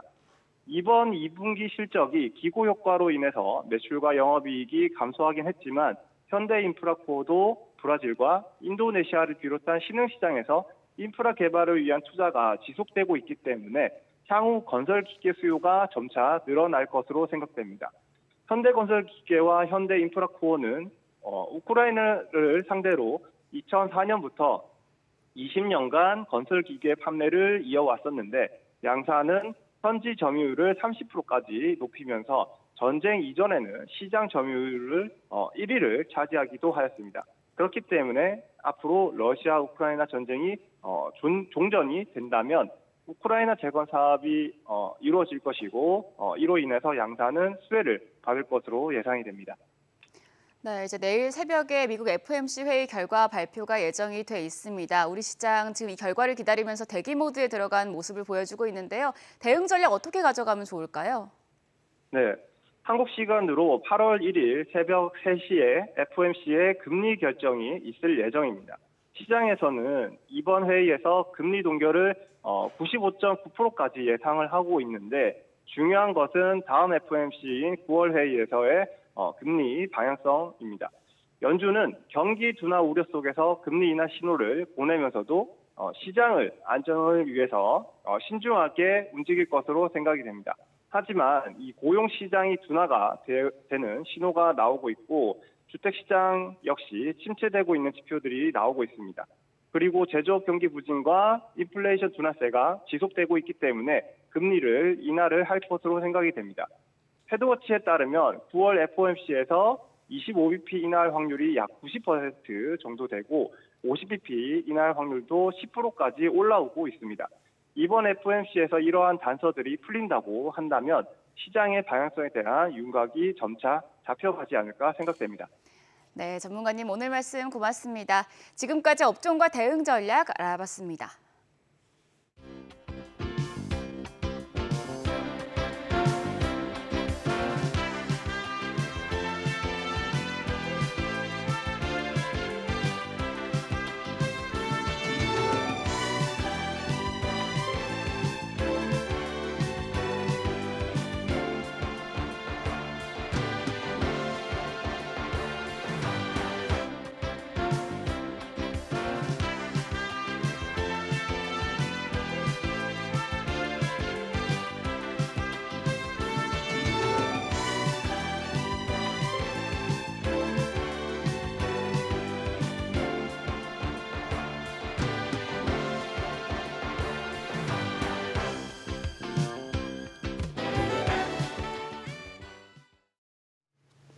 요즘 시장에서 가장 핫한 재테크 정보 남들은 어떻게 하는지 궁금하셨죠? 손에 잡히는 재테크에서 꽉꽉 채워 알려드립니다.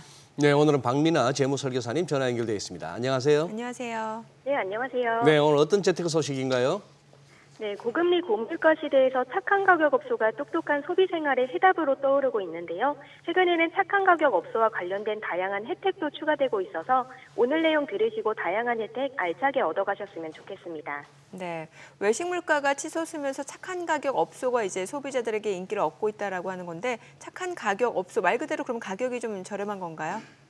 네, 맞습니다. 착한 가격 업소는 주변 상권 대비 가격이 저렴하고 서비스가 좋은 모범업소를 말하는데요. 2011년부터 지역 물가 안정화를 위해 소비자와 업소 모두에게 혜택을 주는 취지로 만들어져 현재 전국에 7,902곳이 지정되어 운영 중입니다. 소비자들은 같은 지역 내 동일 서비스 요금보다 평균 20-30% 저렴하게 이용하실 수 있고요. 원산지 표시제 등 먹거리뿐만 아니라 청결한 가게 운영으로 위생 또한 안전합니다. 착한 가격 업소로 지정되면 업소도 다양한 혜택을 제공받을 수 있는데요.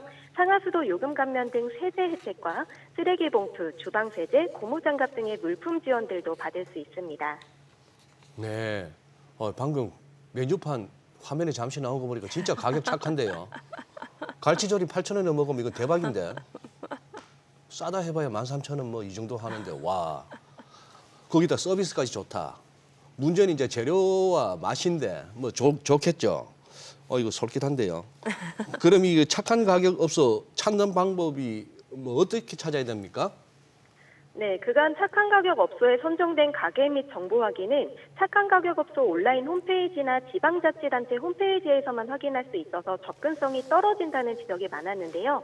하지만 국민 절반 이상이 사용하고 있는 네이버 지도, 카카오맵, 티맵에서도 이제 검색이 가능해졌습니다. 각 지도 앱의 검색창에서 착한 가격 업소를 검색하면 위치 정보를 기반으로 제공 서비스 등 다양한 정보를 확인할 수 있고 네이버 지도와 카카오맵에서는 별점과 리뷰까지도 확인해 볼 수 있기 때문에 점주들은 가게 홍보 효과 및 신규 고객 확보도 기대해 볼 수 있겠습니다. 네, 또 정부가 착한 가격 업소를 지원하면서 혜택도 대폭 확대가 됐다고 하는데 앞으로 이제 착한 가격 업소 이용하면 최대 12%까지 캐시백 받을 수 있다면서요. 네, 인천시는 그동안 업체의 연 매출액에 따라 5에서 10% 캐시백을 차등 지원했었는데요. 올해 말까지 착한 가격 업소 이용 시 12%의 캐시백을 지원합니다. 서울시도 1,200여 개 착한 가격 업소에서 서울사랑 상품권으로 결제하면 결제 금액의 5%를 캐시백으로 돌려주는데요. 이미 서울사랑 상품권을 5% 할인된 금액으로 구매할 수 있기 때문에 최대 10% 저렴하게 착한 가격 업소의 상품과 서비스를 이용하는 효과를 볼 수 있습니다. 캐시백은 지난 15일 결제건부터 결제 금액의 5%가 다음 달 20일에 환급되며 할인 한도는 1인당 월 최대 6만 원입니다. 네. 오늘 우리 박민아 설계사님 진짜 착한 정보 가져오셨네. 너무 솔깃합니다. 캐시백까지 12%. 와. 근데 이거 배달 이용료도 지원받을 수 있다는데 어떻게 지원받는 거죠? 네, 배달의 민족, 쿠팡이츠, 요기요 등 민간 배달앱 6곳에 입점한 착한 가격 업소에서 배달 주문 시 할인 쿠폰으로 2,000원 할인을 받을 수 있는데요. 시민 누구나 배달앱 이벤트 배너를 통해 착한 가격 업소 할인 전용 쿠폰을 다운받을 수 있습니다. 또한 삼성, DC, 신한카드 등 국내 9개 카드사와 제휴하여 카드로 10,000원 이상 결제 시 1회당 2,000원의 할인 혜택을 제공합니다. 카드사마다 월별 할인 혜택 제공 횟수가 상이하고 캐시백, 청구 할인, 포인트 제공 등 다양한 형태의 혜택으로 지급되기 때문에 결제 전 미리 확인해 보시길 바랍니다. 네, 오늘 내용 잘 들었습니다. 고맙습니다. 네, 감사합니다. 안정적인 노후를 위해서 중요한 한 축인 퇴직연금. 여러분께서는 어떻게 운용하고 계시나요? 일시금인지 또 투자형인지 안정적 투자인지 적극적인지에 따라서 이후 퇴직금 규모는 천차만별입니다. 네, 정부가 높은 수익률을 위해서 1년 전에 디폴트 옵션을 시행했습니다. 하지만 예상보다 수익률이 나지 못하면서 대규모 조정이 필요하다는 지적이 나왔는데요. 자, 퇴직연금 도대체 어떻게 운용해야 더 풍요로운 노후를 맞을 수 있을지 자세히 알아보겠습니다. 오늘 홍승희 머니랜턴 대표님 자리했습니다. 어서 오세요. 어서 오세요, 안녕하세요. 대표님. 네. 이거 퇴직연금 디폴트 옵션도 좀 이따 알아보고 네. 대표님 너무 바보야 하지 마시고 나오실 때마다 여쭤보네. 몇 번을 들었고 네. 직장 다닐 때도 이거 뭐 총무부에서 불러서 교육도 하고 했는데 전 이거 진짜 모르겠어요. 이거 DB, DC. DB형, DC형 네. 거기다 IRP까지. 맞습니다. 네. 이거 다시 한번 복습만 시켜주십시오. 네, 빠르게 예. 말씀을 예, 드려보도록 할게요. 그 퇴직금이라는 거는 1년 이상 근로한 근로자가 퇴직할 경우 14일 안에 이제 지급받을 수 있는 급여죠. 그런데 근로자가 퇴직하면 퇴직한 날로 받아야 되는데 여러 가지 이유로 퇴직금을 기업에서 미리 준비를 못하거나 기업이 파산하거나 이런 위험 때문에 퇴직금을 지급을 못 해주는 걸 방지하기 위해서 퇴직연금제도라는 걸 도입을 하게 된 거예요. 네. 취지는. 네. 그러면 이건 뭐냐면 똑같은데 사내에 적립하는 기금을 사회 금융기관에 적립을 해서 회사가 파산을 하거나 문제가 있더라도 이 퇴직금만큼은 잘 지킬 수 있도록 만들어진 게 퇴직연금 제도입니다. 그 제도 안에 이제 3가지가 있는 건데요. 첫 번째가 확정급여형, DB형 같은 경우는 기존의 퇴직급여랑 동일합니다. 왜냐하면 운영의 주체가 기업이거든요. 차이는 퇴직급여는 그냥 사내의 퇴직금이다라고 목적을 만들어 놓는 거고 네. DB를 가입했을 경우는 사회금융기관에 DB라고 하는 이 퇴직금 계좌를 열어서 거기에 이제 퇴직 지원을 만들어 놓으면 회사가 유동성 문제가 생기더라도 이 자금을 건드리지 못해서 퇴직금을 유지할 수 있도록 만들어 주는 거예요. 네. 이게 퇴직 급여형이고 근로자 입장에서는 받는 퇴직금은 차이가 없습니다. 네. 네, 궁극적으로. 그리고 또 한 가지, 두 번째는 확정 기여형이라고 있는데요. 이건 DC형. 이거는 그 사용자가 1년에 30일만큼의 평균 임금을 이 기금에 적립을 하면 그걸 운용하는 주체는 사용자가 아니라 근로자 본인이 되게 되는 겁니다. 그러니까 기금은 사용자, 그러니까 회사에서 그 기금의 돈을 퇴직 재원을 넣어주면 이걸 운영하는 사람은 근로자가 직접 운영을 한다는 거죠. 대신 뺄 수는 없습니다. 운용을 한다는 게 어떻게 한다는 거예요? 거기서 내가 이거를 뭐 예적금에 안정적으로 넣을지 아니면 공격적인 펀드로 투자를 할지 TDF라고 하는 뭐 펀드에 예. 넣을지 이런 걸 결정을 해서 본인이 퇴직까지 이 계좌를 운영해 나갈 수가 있는 거죠. 이게 바로 DC형이고요. 그리고 마지막으로 한 가지는 개인형 퇴직연금 계좌라고 해서 IRP형인데요. 이거는 회사가 만들어준 내 퇴직금 계좌가 아니라 별도로 내가 직접 계좌를 개설하고 자금을 적립하고 운용할 수 있는 계좌입니다. 근데 결국 나중에 퇴직을 하게 되면 이 개인형 퇴직연금이라고 하는 IRP 계좌로 퇴직금이 다 들어와서 이 IRP 계좌를 운영해 나가게 되는 거죠. 이해가 좀 되셨을까요? 네. 이제 오늘 확실하게 네. 오늘 확실한 거는 DB는 어쨌거나 회사에서 받는 퇴직금하고 별 차이 없다. 맞습니다. 오케이. 네. 네. 지금 이제 DC형이나 IRP 경우 이제 정부가 현재 디폴트 옵션을 운영하고 있는데 이게 퇴직연금 수익률 개선하고 이제 자산 운용에 자신 없으신 분들을 위해서 운용해 준다라는 취지인 것 같은데 네. 실제로 지금 보니까 수익률 자체는 그렇게 좋지 않다라는 평가를 받고 있어요. 네, 맞습니다. 예. 말씀하신 것처럼 디폴트 옵션의 배경을 말씀을 잘 해주셨는데요. 퇴직연금의 낮은 이제 운용 수익률을 해결하기 위해서 도입이 된 제도인 거예요. 아까 우리가 앞서 살펴봤던 퇴직금 제도 3가지 중에 근로자가 직접 운영해야 되는 게 2가지가 있었죠. DC형하고 IRP형. 예. 근데 이거는 근로자가 직접적으로 투자를 해본 경험이 있지 않거나 투자를 내가 해야 된다는 걸 잘 모르면 방치하게 되는 일이 벌어지게 되죠.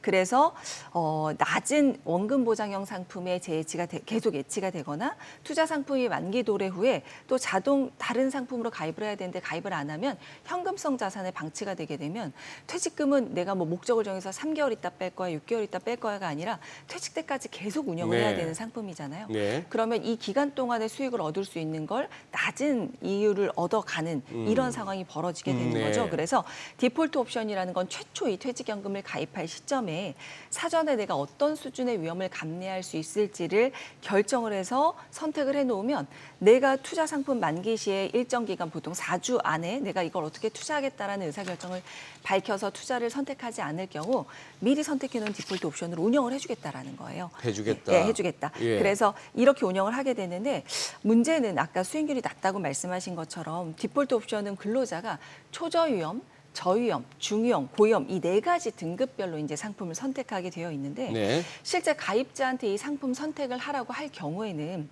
내 퇴직금 중에 하나인데 내 미래 은퇴 자금인데 공격적인 고위험 상품을 선택하기는 쉽지는 않은 경우가 많은 거죠. 그래서 대부분 이제 손실의 피로 하고자 하는 선택을 하게 되는 거고 이에 따라 수익률이 저조한 초저위험 상품, 그러니까 원리금 보장을 해주는 상품으로 쏠리는 이런 모순이 생기게 되는데 실제 그래프를 보시면 2024년 1분기 기준으로 디폴트 옵션 가입자는 총 526만 9,655명으로 이 중 원리금 보장 100%인 초저위험을 선택한 게 87.1%, 458만 8,454명이고요. 그 다음 이어서 저위험이 27만 8,789명, 그리고 중위험이 24만 2,346명, 고위험이 16만 66명. 그래서 실제로 적극적인 투자를 하겠다라고 하는 고위험을 선택한 비중은 굉장히 낮죠. 그래서 초저위험 상품의 수익률을 한번 비교를 해보면 6개월 수익률은 1.77%, 1년 수익률이 지금 4.56% 기준으로 연간 3% 안팎의 물가를 좀 감안해 본다면 수익률이 좀 형편없이 낮은 상황이다라고 볼 수 있죠. 아무리 디폴트 옵션을 선택을 한다 하더라도 결국 소비자가 선택한 게 기존의 디폴트라는 게 기본값이잖아요. 네네. 내가 기본값으로 나는 안정적인 걸 선택할 거야라고 선택해 놓는다면 높은 수익을 얻기는 좀 쉽지 않다라는 이야기가 지금 나오고 있는 겁니다. 아니 근데 네, 대표님 네, 아무리 초저위험이라 하더라도 네. 어떻게 저런 수익률이 나옵니까? 그 초저위험은요 100% 원리금 보장형입니다. 예적금이라고 보시면 됩니다.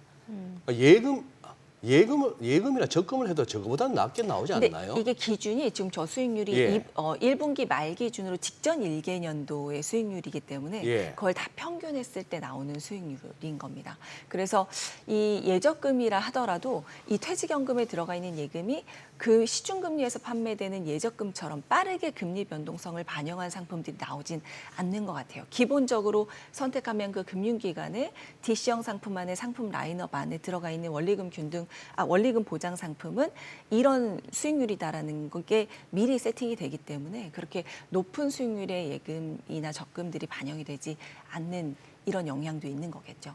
네.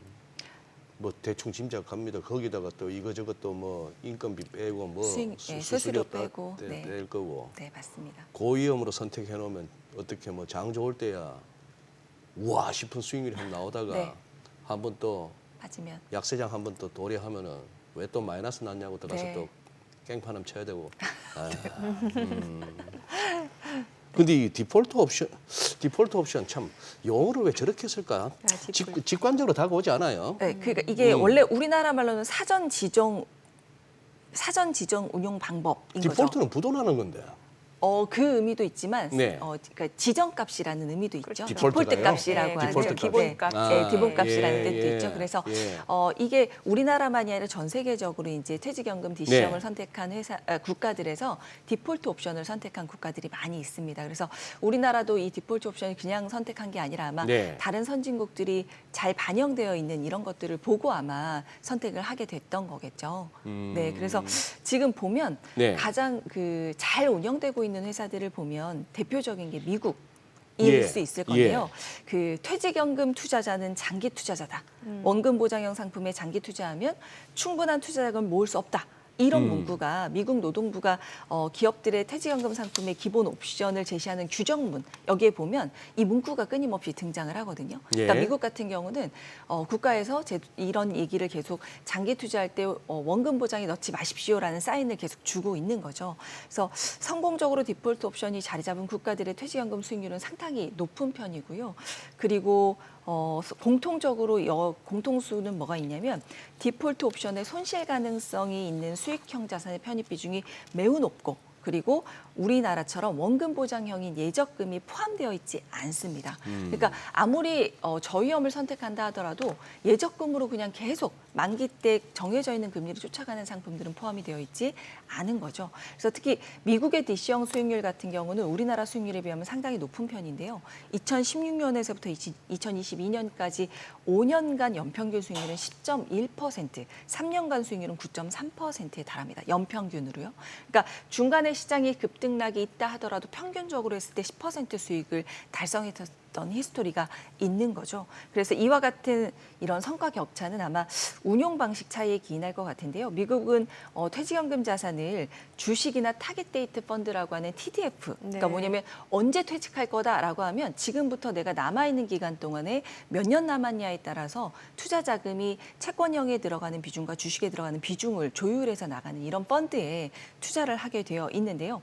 예적금보다 수익을 많이 낼 수 있는 이런 상품에 적극적으로 투자를 하고 있는 거죠. 그래서 보험연구원 자료에 따르면 DC형임에도 원리금 보장형 비중이 지배적인 우리나라와는 달리 미국 같은 경우는 대부분 2021년 기준으로 97%가 고수익 상품 투자에 집중이 되어 있다라고 합니다. 그래서 이렇게 생각해 보면 미국이든 영국이든 어느 나라든 우리나라처럼 노후 자산의 손실에 대한 걱정이 없진 않을 거잖아요. 그런데 이렇게 적극적인 수익 추구형 상품을 선택하게 된 이유가 분명히 있을 것 같은데요. 살펴봤더니 2006년도에 미국 같은 경우는 자동가입제도 등을 골자로 한 연금보호법을 제정을 하고 미국 노동부가 기업들이 기본 옵션으로 선택할 수 있는 상품 라인업을 제시를 했는데요.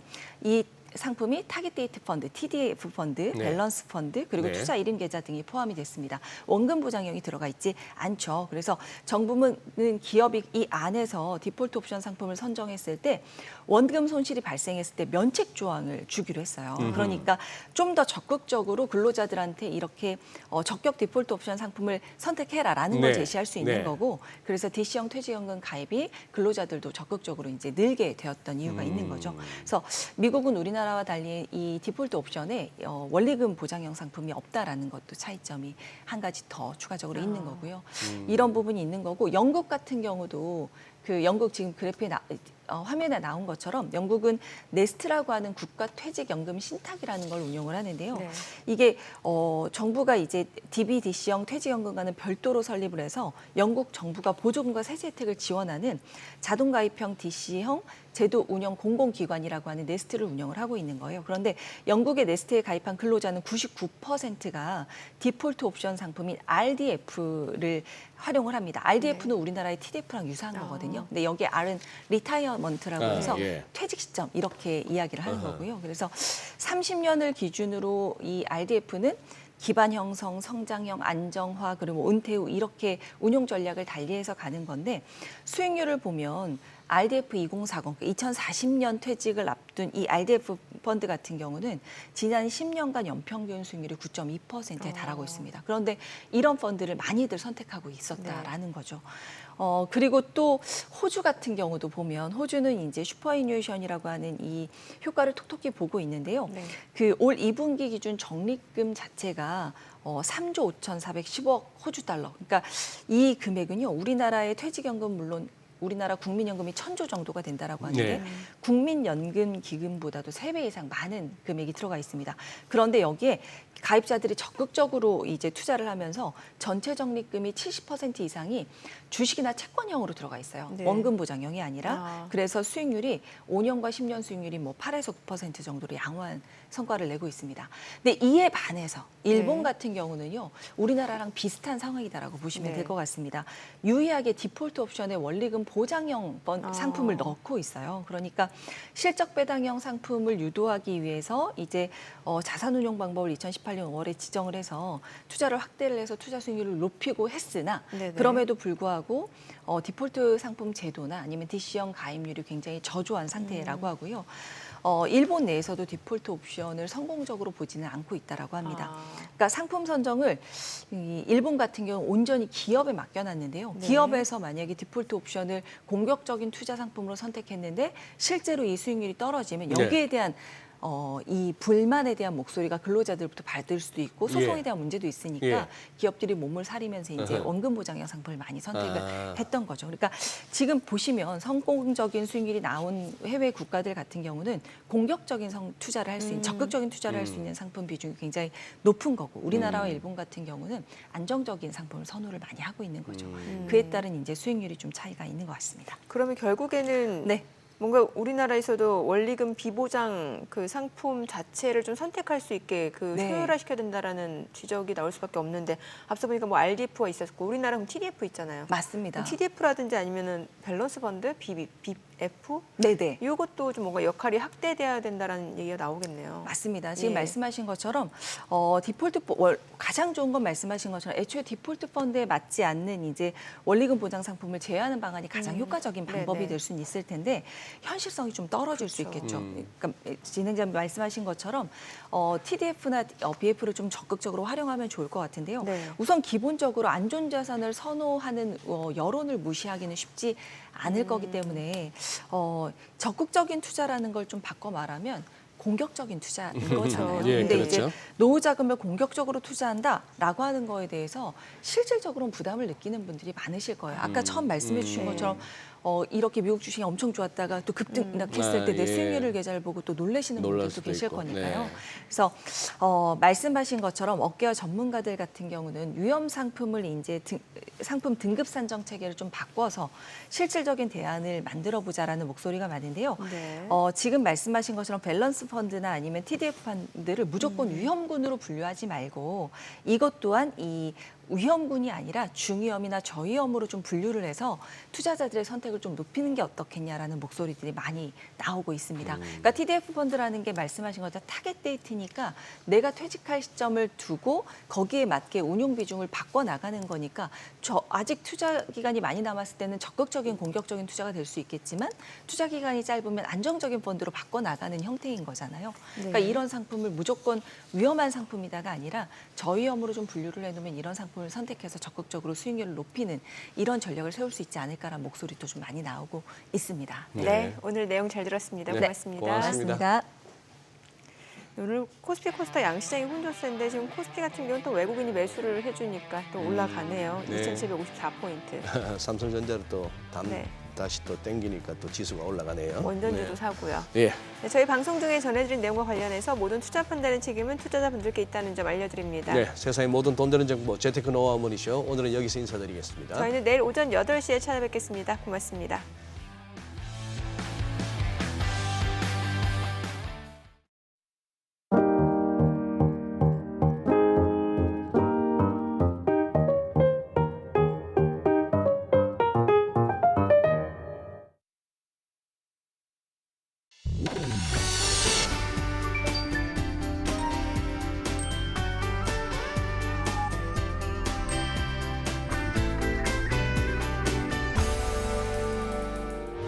의견 있는 경제 채널 SBS 비즈.